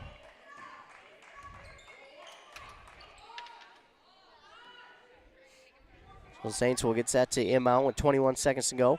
1 second separate the game clock and shot clock. Haas with a three. It's no good. It's Schoenrock, though, with the rebound. And then that passes well off the mark. Oh, they're going to say it was tipped. So it was knocked out of bounds again by the Wildcats. Again, game clock, shot clock separated by 1. Inbound to Haas. Interesting to see if they try and take the last shot or not. This ball is up for grabs. Stolen away by Goring. Now remember, they've only got a little bit of time. Oh, that one, little bit ill-advised. She took that shot early, did Goring, but Mariana Cooksley was there for the rebound, and her shot just did not get off cleanly either, but she did get it off. So that is going to be halftime here. The girls' game of this doubleheader sees the Saints lead at half, 28-16. But considering how the start of this half went, the Wildcats have got to be pleased with how their team is playing. We're going to take a commercial break. We'll be back to recap the first half. You're listening to now girls basketball, part of this doubleheader on Nice 95.5 KBEK. Your journey to smile with your forever starts at Embrace Orthodontics. The team at Embrace is committed to providing world-class care and a remarkable orthodontic experience. Choose between custom Light Force braces or Invisalign clear aligners with locations in Pine City, Lindstrom, and Cambridge, and a plan to fit your budget, whether you have insurance or not. Embrace Orthodontics will make your smile journey comfortable, convenient, and customized just for you. Visit EmbraceMN.com today to find out how to set up your free exam. EmbraceMN.com. Embrace Orthodontics, a smile you will embrace forever. Are you interested in a technical degree that can quickly help you land your dream career? Or maybe you've always dreamed of going to a four-year college, but you'd like to start close to home. Either way, Pine Technical and Community College has you covered. PTCC offers more than 50 degrees in hot fields like healthcare, information technology, advanced manufacturing, and business. PTCC is now accepting applications. Financial aid may be available. Go online to pine.edu for more information. Pine Technical and Community College, connect with success. Brad here from Lee's Pro Shop in Pine City. We're a full-service lettering shop with a full line of athletic supplies for any sport. We have professional staff here at Lee's Pro Shop to customize your orders. We are the pros who specialize in athletic apparel and equipment. We even do trophies and awards as well as computerized engraving in the store. Let Lee's Pro Shop help you with any athletic apparel. Lee's Pro Shop, servicing our communities since 1973, where the passion for sports begins. The mushroom melt is back at A&W. How does this sound? Sautéed seasoned mushrooms and onions with melted Swiss cheese on your choice of a juicy burger or grilled chicken. Then add golden French fries and a medium soft drink. It's the mushroom melt and fries combo at A&W. Now, top it off with a classic A&W root beer float featuring vanilla soft serve and made fresh root beer, all in a frosty mug. Or how about the A&W root beer freeze? Signature combos and delicious treats always at your local A&W restaurant in Pine City. Dale's Heating and Appliance, your local heating and appliance expert, is committed to making your family's comfort their top priority. And now you can add water softeners to their list of expertise. Dale's now offers water softener sales or rentals along with installation, service, and salt delivery. So if your home needs quality water, make the call to your already trusted experts at Dale's, or just visit dalesheatingandappliance.com. dalesheatingandappliance.com. Need reliable energy? Burnett Dairy Cooperative has you covered with top quality propane services. Whether you're heating your home, running your business, or firing up the grill, our propane is safe, efficient, and always dependable. Choose Burnett Dairy Cooperative Propane, your trusted partner for all things energy. Stay warm, stay powered, stay local. Back here on Nice 95.5 FM, KBEK. At halftime, it's the Saints who lead 28-16, but again, despite how this game began for the Saints and the Wildcats have got to be feeling good with where they're at right now, because this game did not start their way. It did not fall in their favor. It was all Saints, in fact, to begin this game, but the Wildcats did a good job of getting on here in the second half, later parts of the first half, there we go, and really starting to make a comeback. They had a little bit of momentum there going in to halftime. Saints kind of got a couple of turnovers and put that back in their favor. Well, they didn't put it back in their favor. They just kind of stopped it. But the Wildcats did a really good job coming back here in this one to cut that lead down to 12, and that is how much they trail by here at the half. For St. Francis, leading the way for them was Amara Stancer with 8, 7 for Haley Schoenrock, then 5 for Addison Clancy, 3 for Alyssa Anderson and Emily Schoenrock, and then 2 for Macy Haas. Leading the way rebound-wise was Emily Schoenrock with 6. No surprise there. They had 9 steals, 1 block. They were 3 of 4 from the free throw line and had 18 fouls. On the other side, for the Wildcats, leading the way was Ryan Goring with 5, 4 for Madison Eagle, 3 for Mariana Cooksley, and then 2 for both Claire Beaver and Kayla Larson. They had Madison Eagle, Goring, and Larson lead them with 3 rebounds. They had 10 steals, though 4 of them came from Kayla Larson. They had 2 blocks, 1 from Eagle and 1 from Beaver, and then 4 of 8 from the free throw line, and 5 team fouls. So again, it started poorly. They kept their nose to the grindstone, stayed in it, kept with their game plan, and got themselves right back in this thing. And like I said, I think there's a few teams this year that they will surprise. This might be one of them. I could see the Wildcats coming out here. If they get things going in their favor, if they continue to focus on the game plan, don't worry about the scoreboard right now. Just worry about the game plan. Worry about getting back into this thing, and worry about making stops defensively. There's no reason that they wouldn't be able to win this game. So the Saints are still the Saints. The Saints still got that length. The Saints still got that identity that they finally figured out. But I think the Wildcats are doing a really good job of making some noise here in this one and keeping themselves within a few possessions, and that's key. And if you can do that till the right up to the end, or even come out and make a few big plays and get things going your way early on, you'll really turn things around, and then all of a sudden, then momentum starts to shift, and then all of a sudden they take the lead maybe, and we see them win this game. We'll see. We'll have to wait and see, but I think for the Wildcats, they just, again, come out, don't focus on the scoreboard, just focus on the game plan, focus on getting back out on defense, hold them to nothing or very little each defensive possession, because if you're doing that, if you're going out scoring every possession and only allowing them to score on every other offensive possession, that's huge. But the big thing with the Saints is, well, they're able to hit threes from really anywhere on the floor, so it is sometimes tough to figure out, okay, well, we stopped them from inside, but now they're just shooting it from outside and hitting everything. So it isn't going to be easy by any means, but I think the Wildcats, I think they can do it here in the second half. We're going to take one more commercial break, and then we'll come back for the start of the second half after a word from our fine sponsors here on Nice 95.5 KBEK. Loading the kids in the car, brokering peace in the back seat, mastering the snack handoff without even looking. Why are simple things sometimes so complicated?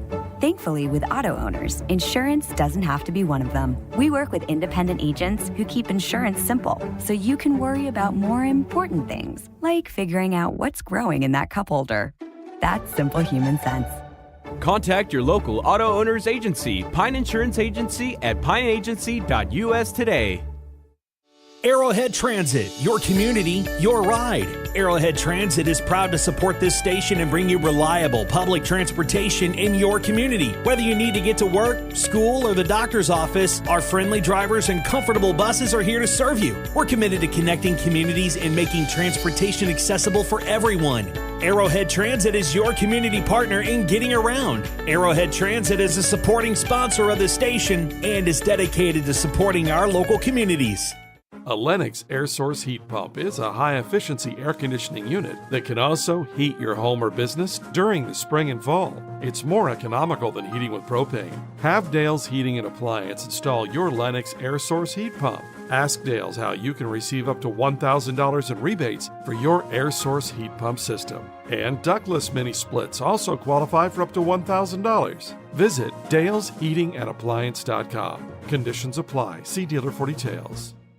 At Burnett Dairy Cooperative, we're more than just your local dairy. We're also a trusted propane provider, serving homes, farms, and businesses across northwestern Wisconsin and east central Minnesota. Whether you need a tank installed or reliable delivery, we're here for you 365 days a year with flexible options that fit your needs. As a farmer-owned cooperative, we're committed to supporting our community because your home and farm deserve the best. Call 715-689-1032 to learn more. Burnett Dairy Propane, serving you with pride every day of the year. You gotta stop somewhere, so make a stop into the Holiday Station store in Pine City and start saving. Right now, grab CK Oil, save $2 when you buy 2, or CK Diesel DEF treatment for only $23.99. While you're at Holiday, they still have the $3, $4, $5 meal deals on some of your favorite items, and Refresh Team Spirit with Mountain Dew are 3 for $6, or Celsius, buy one get one free. Whoa! Better get into the Freeway Holiday Station store in Pine City. Back here on Nice 95.5 FM, KBEK, for the second half of this second game of our doubleheader here.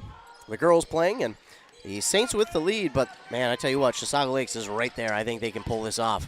Macy Haas with it for the Saints on the far side. Giving it to Anderson. Now inside to Emily Schoenrock. Shot is up, no good. She got her own rebound. And then a 3 from Anderson. Shot is no good. This time it's Asleason with the rebound. Now we get a ball that's out of bounds, knocked out by the Saints.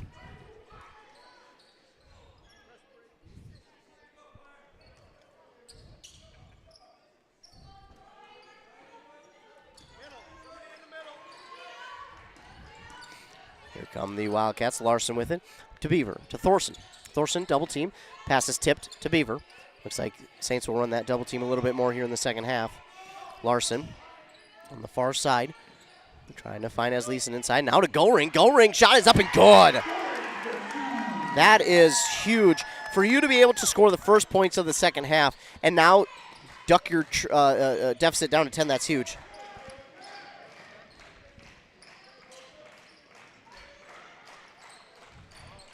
Shot is up, no good. Oh, somehow rebounded by Brasky, maybe. No, we're going to get a jump ball, and Chisago Lakes gets it back.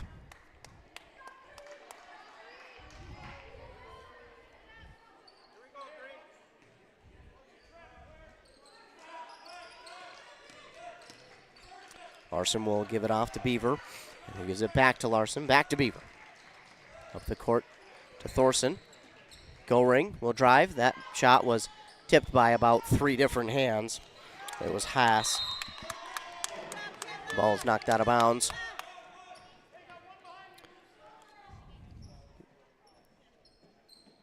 Ball stays with the Saints. Stancer will inbound to Anderson. Anderson trying to get around. Ooh, where to get Larson? That's I don't know, that seemed to be quick. That'll be her second.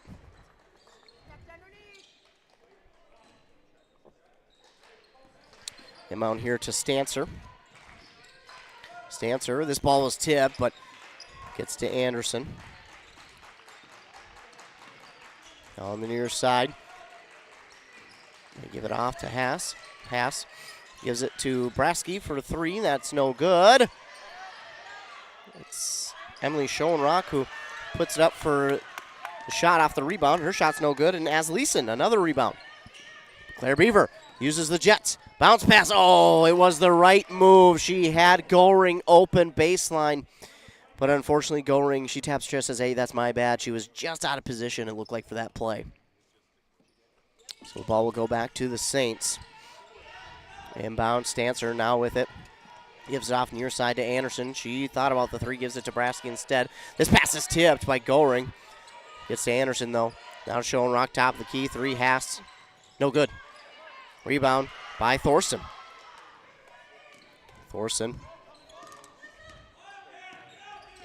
Ooh, nearly lost her own dribble. Guarded by Stancer. Thorson now did lose her dribble.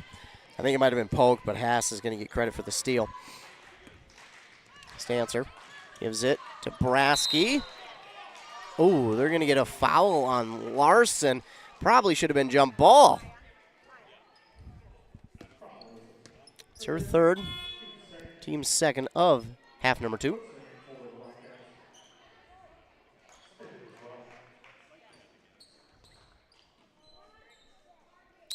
The Saints will get set to inbound.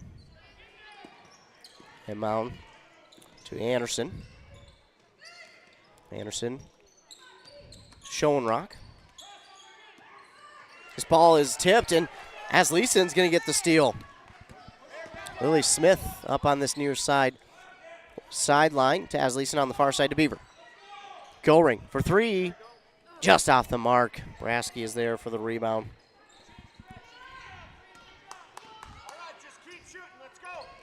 Anderson will hand off to Stancer. Now inside to Schoenrock. Spin move, but Cooksley's there. Back outside to Haas. No good on the 3. Beaver's going to come up with the rebound. Beaver's got numbers. Up to Goring. Goring tries to take the charge, but instead gets by and drops it in for 2. And now their deficit under 10 to 8 points. Here come the Wildcats. Anderson dribbles once, picks it up. Now back to Stancer. Guarded by Beaver to by Asleason now to Haas. Haas stutter stop. And they're going to apparently get a foul call on the Wildcats here.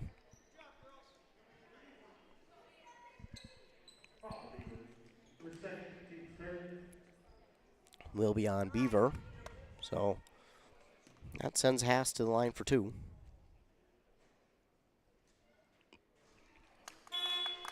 First one's up and no good. Madison Eagle checks in for Goring.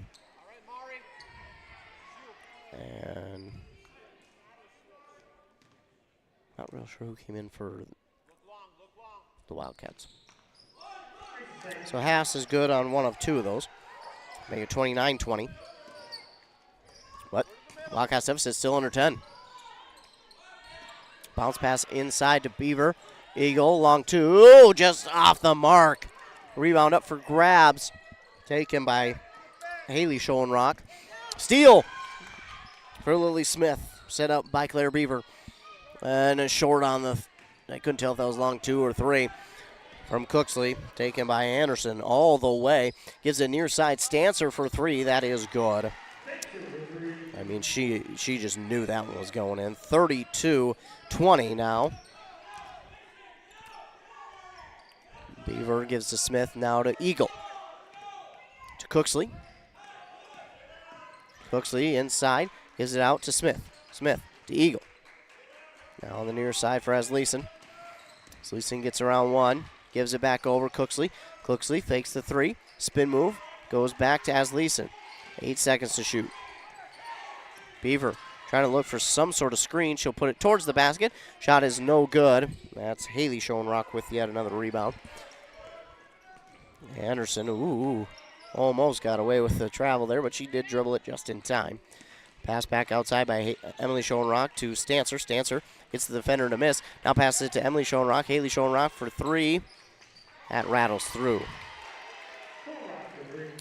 35-20. Beaver takes her time up the court this time to Eagle. But before we can get started, it will be a timeout called by the Wildcats, and it will be a full one.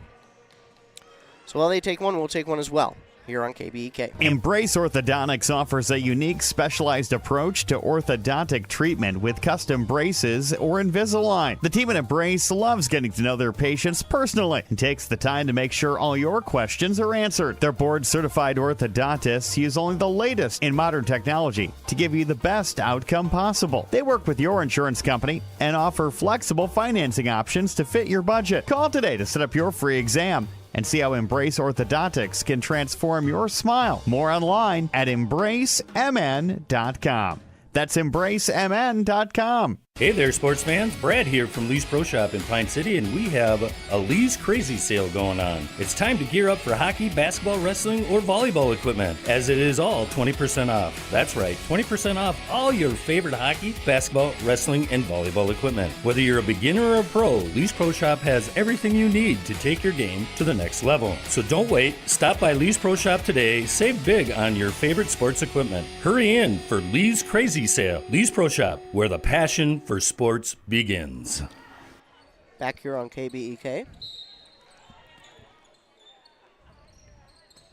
Wildcats will inbound out of the timeout. Smith gets it to Cooksley.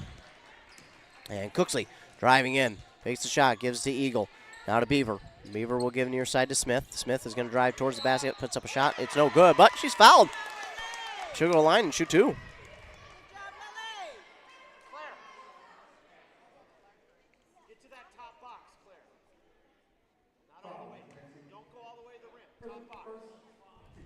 Clancy is going to grab her first. Team's first of the second half, and Lily Smith's at the line to shoot two.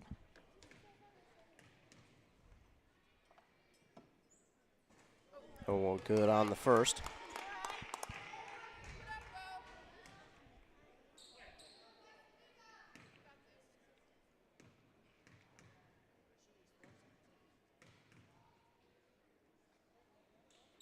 This one's no good as well.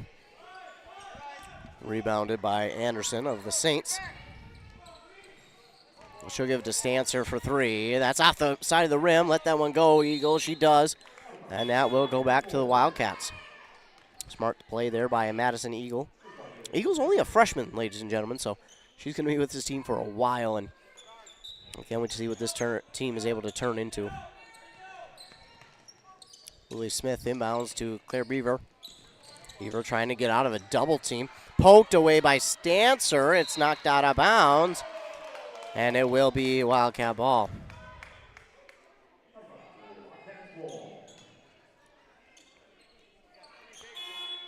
Stancer nearly with the steal, but she knocked it out of bounds. Her head coach, Bennett, does not agree. Inbound to Thorson now.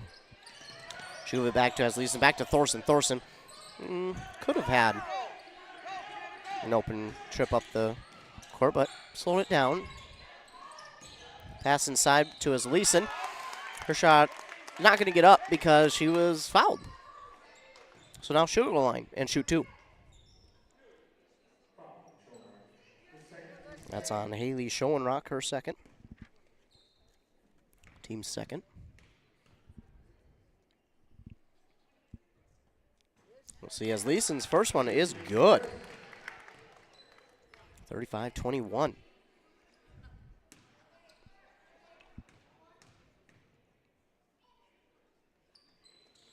This one's up and good as well. As Leeson hits them both, and it's 35-22. Wildcats still in plenty good company here. Good passing by the Saints as they try and open up something on the perimeter, but Stancer will give off now to Clancy, who spins inside now to Anderson for three. That is good. Wow. Just so impressed on how some of these players may not take a shot for a few minutes, but are so ready when they need to. Thorson trying to find some outlet, But unfortunately, she traveled before she could and give it back to the Saints.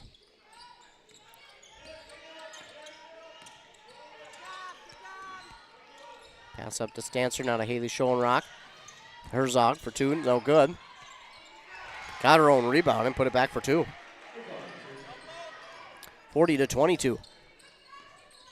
The offense has kind of lost its way now a little bit for the Wildcats. They need to get something going. They need the shooters to just take those shots. I think like that. Claire Beaver for 2. Just like that. You don't need to do anything drastic. You just need to.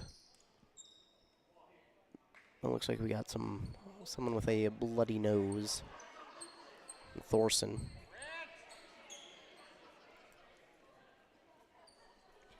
So we got Thorson with a bloody nose.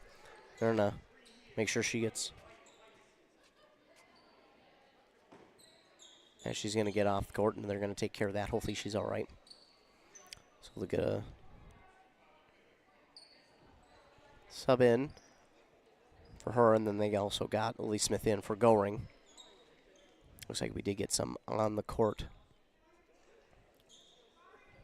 Looks like that may have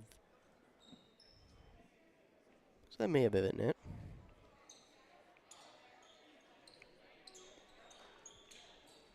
Well, looks like we're set and ready to go. So, Wildcats will be on defense. Larson trying to keep hold of Clancy, but Beaver closes in. Oh, and now Clancy with the double team. She does get it off to Stancer. Stancer out to Herzog for a long 2. It's no good. It's rebounded by Haley Schoenrock. And did we get a travel or a foul? I think we got a travel call, which will give it back to the Wildcats. Full court pressure shown here by St. Francis. But again, Wildcats have got a really good press break, so they get out of it quickly. Larson moving with it. Looking, she lost it. No, she got fouled. Let's say Anderson with the foul, her third. Saints third as well.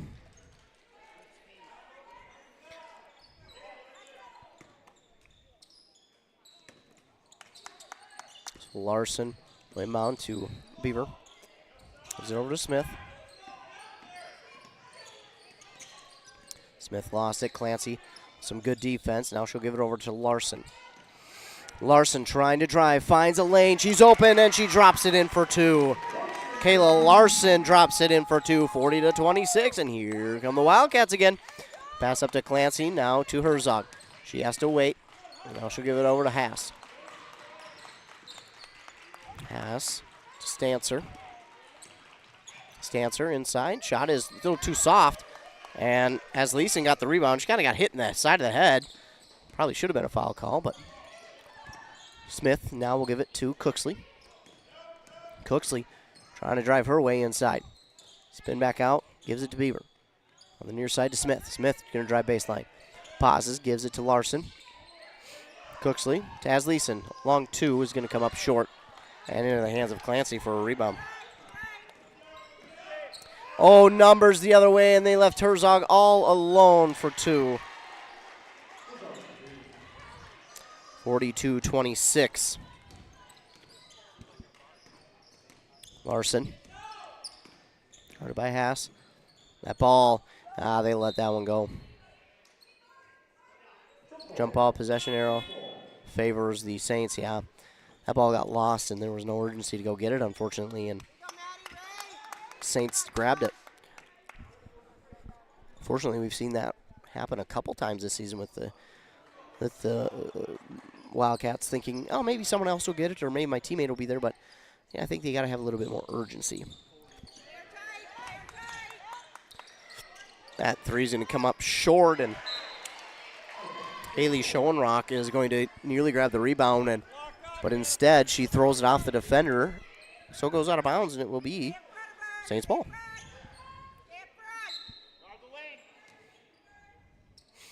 Lob inbound to no one. Is going to be stolen away by Madison Eagle. Larson with it on the far side. Stop start. Pass out to Cooksley. Cooksley Looking for Goring, but she's guarded well. She's got a little bit of an angle to the basket, and she got the ball poked out. 8:26 to go here in the second half, 42-26. Wildcats, plenty of time. Quick sub. Emily Schoenrock for Haley Schoenrock. Claire Beaver inbounds to Madison Eagle. Oh, and then just a miscommunication on the play call. Clancy's going to get the steal from Madison Eagle. Eagle was looking for Beaver, but Beaver went a little too far, or farther than Eagle was thinking. This shot is no good, and it's rebounded by a racing Beaver. Claire Beaver now gives it off. Madison Eagle, long two, off the side of the rim, no good. And Emily Schoenrock they get the rebound, and I think they're going to get a foul here on Madison Eagle. Yeah, that's only her first. Team's fourth. See, there's the urgency part where that rebound definitely was up for grabs. I thought Eagle maybe had a chance at it, but Beaver was there, and then nearly gave Eagle a chance for the steal. But here come the Saints with it again. They'll give it across the court to Herzog now. Inside to Schoenrock, outside, Haas for three. That's off the mark. Beaver is there for the rebound. She gives it off to Goring. Goring out to Larson. Larson driving baseline. They want to go to Eagle. Her shot is up, no good, and she's fouled. And I think this will be Emily Schoenrock. Her second.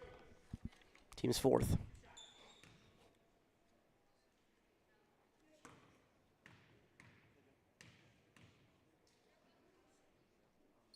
This one's good. 42-27.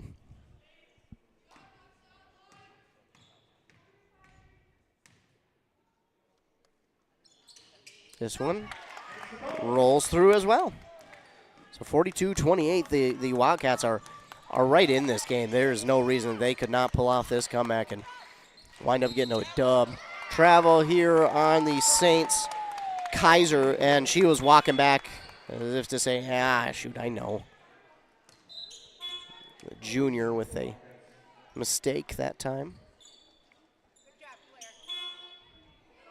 Couple subs in and out. Thorson's back in after the bloody nose, so she's okay.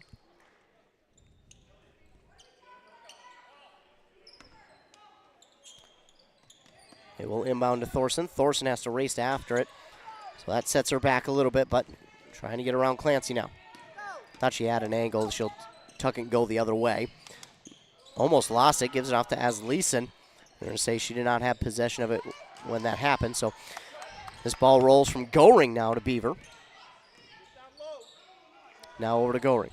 Goring, long two. It's just, it's there, but no good. Jump ball possession favors the Wildcats.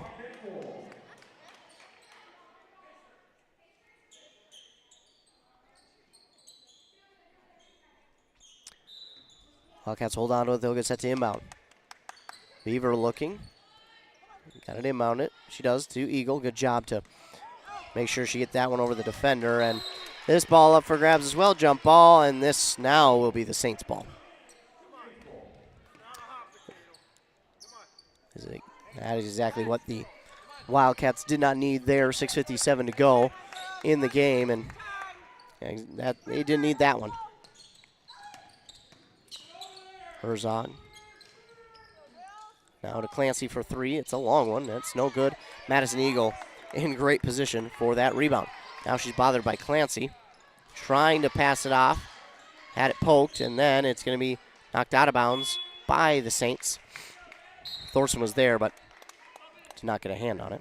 Get a moment to pause for Clancy to tie her shoelace. Well, it won't matter. She's coming out of the game anyways. That's unfortunate. Thorson will inbound up the court to Goring.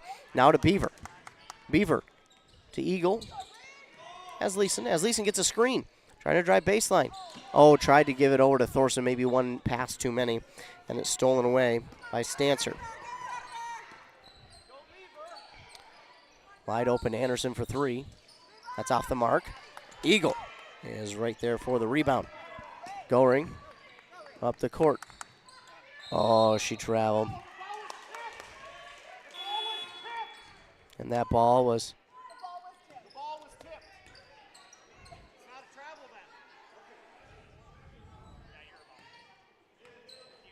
the travel call there on Goring. But I think her, along with a lot of other people, say that it was tipped. And it didn't look like she had clean possession of it when that happened. But we have to stick with the call. Stancer, top of the key. She had a moment to breathe. Shot's no good. Oh, my goodness. Could have had a foul on the defenders on Goring. I mean, Goring, whether she was slapped in the head or elbowed in the back, probably could have been called something there. Apparently the ball went out of bounds off of Chisago. So we'll stay with the Saints. Inside, trying to get it to Emily Schoenrock, outside to Haley. They'll give it across the court now to Kaiser. To Haley Schoenrock, now to Emily. 1 second to shoot, shot is no good. And it's out of bounds, last touch by the Saints. Brasky checks in for the Saints. And looks like we're going to get a timeout called here by the Wildcats. They'll be left with 2. I think it's a 30. 42-28 on that Brace Orthodontic scoreboard. Wildcats trail by 14. What we've seen late in that first half, they made a run to cut it down to under 10. So see if we can't get it going here. Again, defensively, they've done a really good job. They've gotten the Saints off the mark here lately. The Saints aren't finding those open shots like they were, and even when they are, they're not converting them into points. So if you're the Wildcats, this is when you need to strike. There's a saying, strike while the iron is hot, and that is right now. So this offense really needs to strike. They just need to get that offense going a little bit better. Out of the timeout, it will be Wildcat ball. They do inbound to Beaver. They wanted to go back to Larson, but she was guarded well. So Beaver will take it herself. Now to Asleason, and they try to pass it back to Beaver, and goes through her hand, and she looks at her teammate right away and says, hey, that's my bad. That's a tough one. Inbound to Stancer. She gets by the defender. She has numbers. Now she gives it to Haley Schoenrock, inside to Emily. She's guarded by Eagle. She lost that ball for a moment and gives it to Stancer.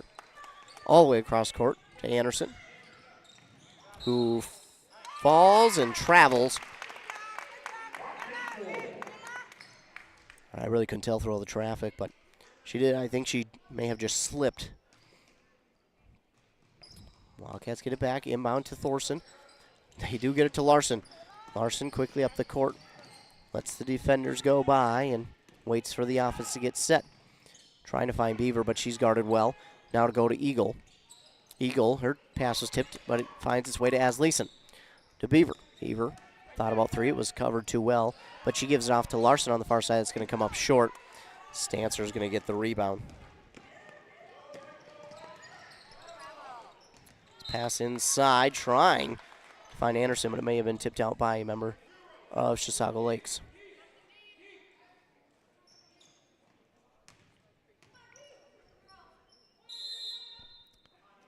And now it looks like we're in a timeout called here by St. Francis. So that'll be their third. They'll be left with 2 as well. Still a 14-point difference here for the Wildcats. Again, they're right in it. Defensively, they've got things going the way they want. They just got to get that offense rolling here. What they really want to do is just find an easy shot right now to get that confidence back. And then once that confidence continues to grow, you make that comeback and then start looking for those outside shots again.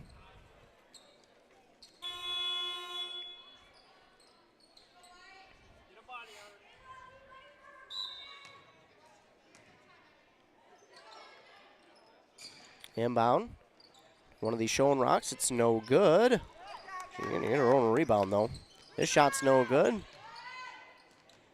And Madison Eagle grabs the rebound, throws it off the defender. And it's going to be Wildcat ball. Larson wanting to go to Beaver. This is off of a defender and out of bounds, so it will stay with the Wildcats.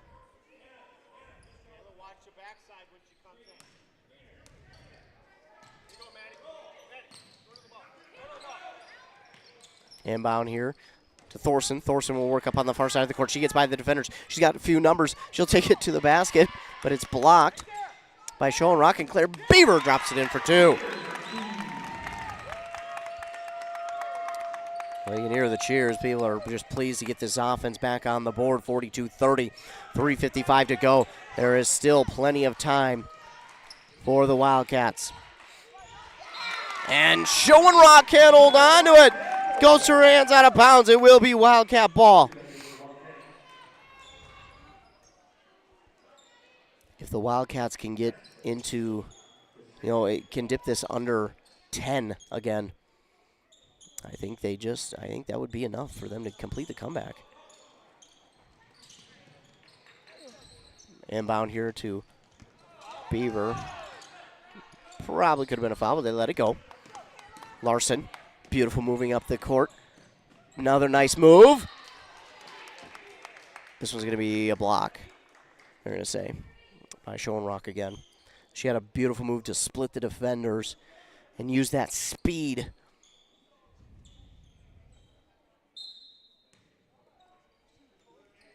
Then another nice move to get to the basket. Oh, this pass was, I'm not sure if it was outside for Asleason or short for someone else, but up the court there to Emily Showing Rock. She gets the shot to fall. I'll see and one. Cooksley draws her first.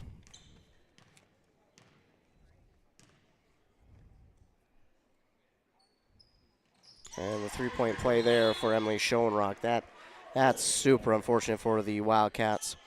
45-30. Or 44, apparently. It's a sickness, ladies and gentlemen. I can't count anyways, so maybe it's not. Well, no. If it was 42-30, it should have been 45. I don't know. Shot is up, no good by Leeson. Oh, it's going to roll out of her breadbasket. She had it. It just kind of spun out and right into Alyssa Anderson's hands. 45-30. That they do fix the scoreboard. And Showing Rock nearly getting the rebound, but she's out of bounds. So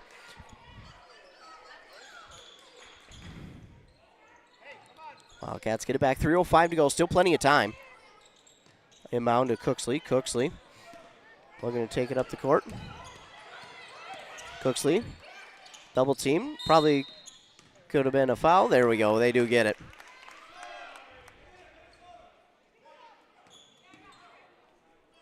Finally a foul call there on the Saints. That one's going to be on Showing Rock, her third.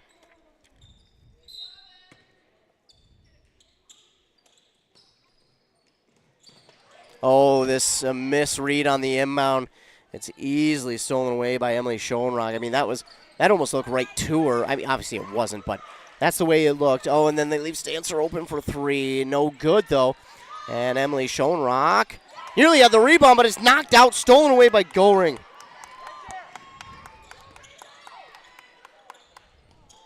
This ball, well, going to be stolen away now by Anderson. Pass intended for Asleason, stolen away by Anderson. Saints have it back, and now all of a sudden mistakes being made here on both sides of the Saints or the Wildcat ball. But this pass by the Saints is long and out of bounds, so the Wildcats get it back.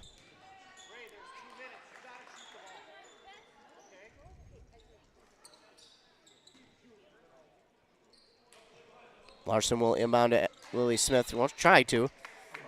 Pass knocked it out of bounds.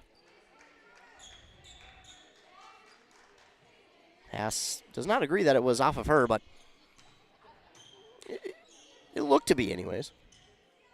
We'd have to get replay down on the sideline to see, but don't have that. Inbound to Claire Beaver. Beaver got numbers as she gives Asleason now to Smith. 2:15 to go. Time starting to be a factor now. Goring. Looking for the three. No, oh, it was there. It's no good. And Larson can't come up with the rebound. It slips through her knees, and Anderson will get the rebound instead for the Saints. Good looking shot by Goring as now we'll give it inside to Schoenrock.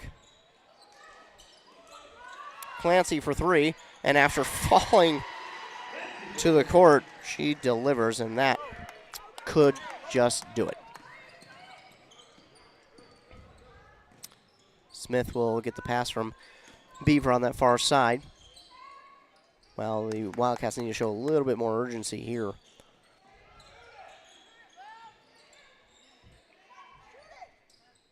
This pass, again, ill-advised.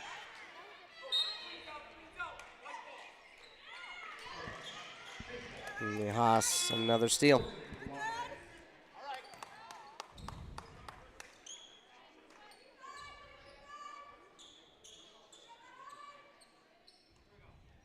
So it will be Saints ball.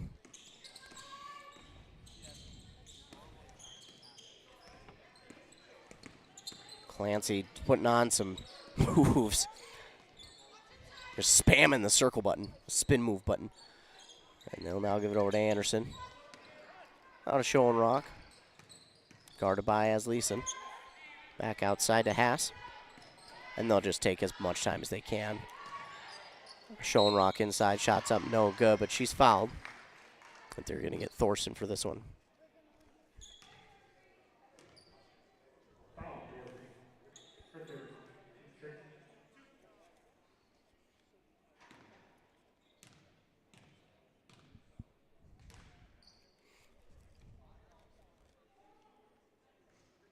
First one's up and no good. By Schoenrock. 54 seconds to go.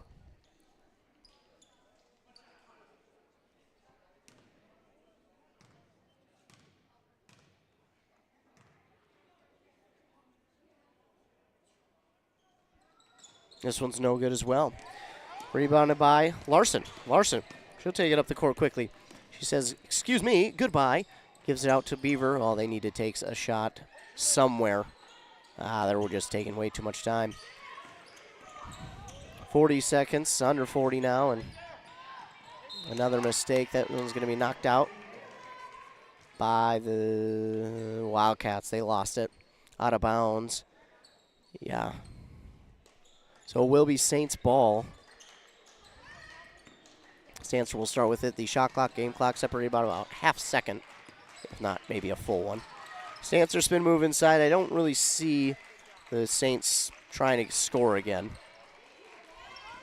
They don't need to.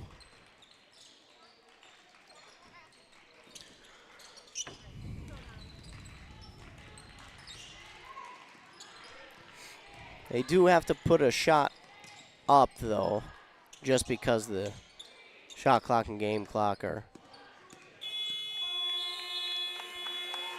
I think they're going to let them both expire at the same time. So that will be it. The Wildcats fall to the St. Francis Saints 48-30, but what a battle it was, man.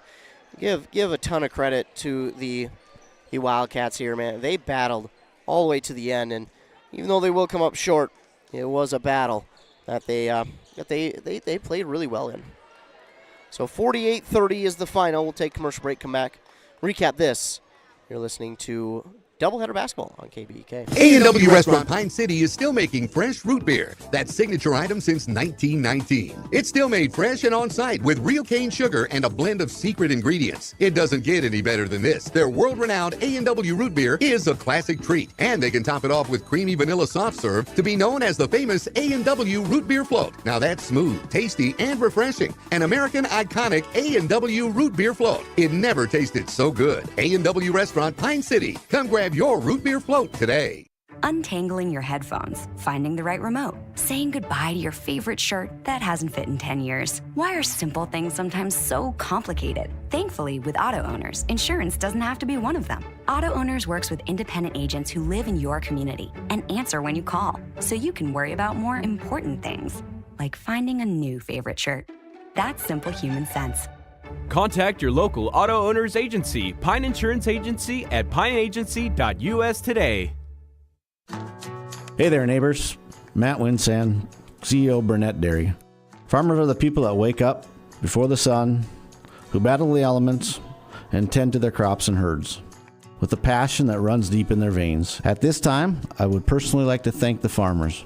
From all of us at Burnett Dairy Cooperative to all of our incredible farmers, thank you. Burnett Dairy Cooperative. Real farms, real flavor. If aches and pains are holding you back, Wellia Health is here to assist you. Our sports medicine team is dedicated to getting you back to your passions. With extensive experience and expertise, we specialize in managing concussions, a worry for both young athletes and adults. Whatever the injury, let's get you back in action with an appointment at Wellia Health. Call us today at 320-679-1313 or conveniently schedule through your MyChart account. Visit welliahealth.org for more information. Arrowhead Transit, your community, your ride. Arrowhead Transit is proud to support this station and bring you reliable public transportation in your community. Whether you need to get to work, school, or the doctor's office, our friendly drivers and comfortable buses are here to serve you. We're committed to connecting communities and making transportation accessible for everyone. Arrowhead Transit is your community partner in getting around. Arrowhead Transit is a supporting sponsor of the station and is dedicated to supporting our local communities.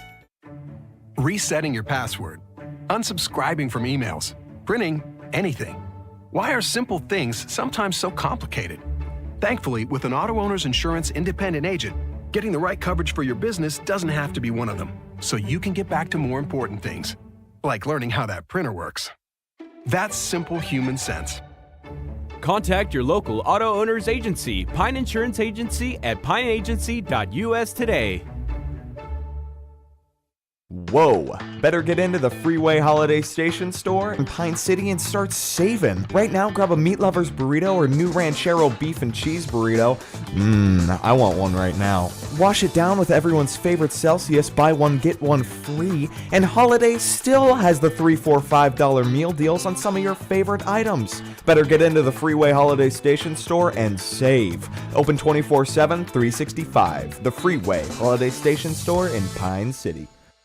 Your journey to smile with your forever starts at Embrace Orthodontics. The team at Embrace is committed to providing world-class care and a remarkable orthodontic experience. Choose between custom Light Force braces or Invisalign clear aligners with locations in Pine City, Lindstrom, and Cambridge, and a plan to fit your budget, whether you have insurance or not. Embrace Orthodontics will make your smile journey comfortable, convenient, and customized just for you. Visit EmbraceMN.com today to find out how to set up your free exam. EmbraceMN.com. Embrace Orthodontics, a smile you will embrace forever.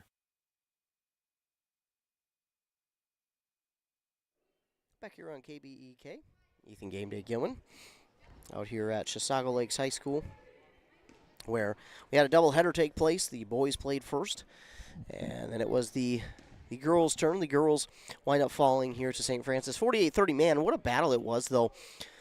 St. Francis came in a much bigger team, and I say much bigger as in height, and a lot more length and height to them. But the Wildcats, again, did not have the start to the game that they would have liked. They came back and battled and dipped their under 10. Their deficit was under 10 at one point before trailing at 12 at half. And it wasn't the greatest start to the second half, but, man, they really just continued to battle. They stuck with their game plan. They came back and, again, started to get a march on. And all of a sudden it looked like, man, they've got momentum. They can come back in this one. And, again, they dipped that lead to 12. And at that point it was like, okay, I think we had 3 minutes left. And it was like, here we go. Here comes the Wildcats, and they're going to do it. But, unfortunately, got to give credit to the Saints. I don't want to say unfortunately give credit to the Saints, but unfortunately for the Wildcats, the Saints do deserve a lot of credit because they hit some big threes here late in this second half that kind of put the game out of reach with little time left, and then the Saints just did a good job of dribbling that clock out and and not leaving a bunch of time for the Wildcats to do much work. And unfortunately for the Wildcats, their offense just went a little bit cold there here in this second half, but they still, the Wildcats did a really good job battling, fighting, staying in this one to the very end. And I'll tell you what, this Wildcat team, maybe it won't happen this year. Maybe it won't happen this year, but you watch this team down the line. This team is going to win some games, going to win a lot of games, and we're going to be talking about them quite often. But that is going to do it here in this one. The Wildcats fall in both the boys and girls game. The boys fall 83-57. The girls fall 48-38. But I want to thank you for tuning in. If you're watching this listening to this on our YouTube, be sure to like and subscribe to the YouTube page. That way you're notified every single time we go live with a local sporting event. Also want to thank you for tuning in, and thanks to all of our fine sponsors. Remember, you can stay tuned to the morning shows on this channel with Rock and Robin Riley at 7:30 and 8:30, and over on 100.9 FM with Josh Ramirez on at 7:45 and 8:45 for your local sports updates, where we'll talk about this game and all the other games going on in our local listening area. Another great way to stay tuned is our websites, kbk.com, wcmpradio.com. You can go to the sports tab and click on broadcast schedule. That's where we'll have all the links for the games that we'll be calling this week or that week, and it is updated every Monday afternoon. This week is a little different because I have been out sick for the most part, so this week was a little bit different, but we're getting better. We're getting better, and the links will be up for tomorrow's games tomorrow morning, so it just get a little bit late just because, again, been out sick and been trying to get as healthy as I can, as quickly as I can, so. But again, stay tuned to our websites, our social medias, our Facebooks for both stations, our Instagrams for both stations, and our Twitter at WCMP Radio for all things local sports, for interviews, articles from games that we've been at, breaking sports news, LOI signings, just so everything that you can think of local sports-wise we'll have up there on all of our social medias. So stay tuned to all those, plus our websites. Again, I want to thank you for all tuning in. I appreciate it. Appreciate all the fine sponsors for everything that they do. And again, I want to give a huge shout-out to you for tuning in, because again, if you don't tune in, I don't have a job to do, so I appreciate it. Remember to be kind to everyone. You never know what someone is going through, and your kindness, it really can. It can make someone's day. It can change someone's day. It can change their outlook for that week, that month. You'd be surprised at how something so little can mean something so big to someone. You'd be surprised. So let's try and be more kind, especially in today's world. We need it. Again, the final here in the girls' game, the Wildcats fall 48-30 to the Saints. Be sure to follow and subscribe to all of our social medias. And once again, for Nice 95.5 KBEK, I'm Ethan Game Day Gilman. Thanks so much for tuning in. Have a great rest of your night.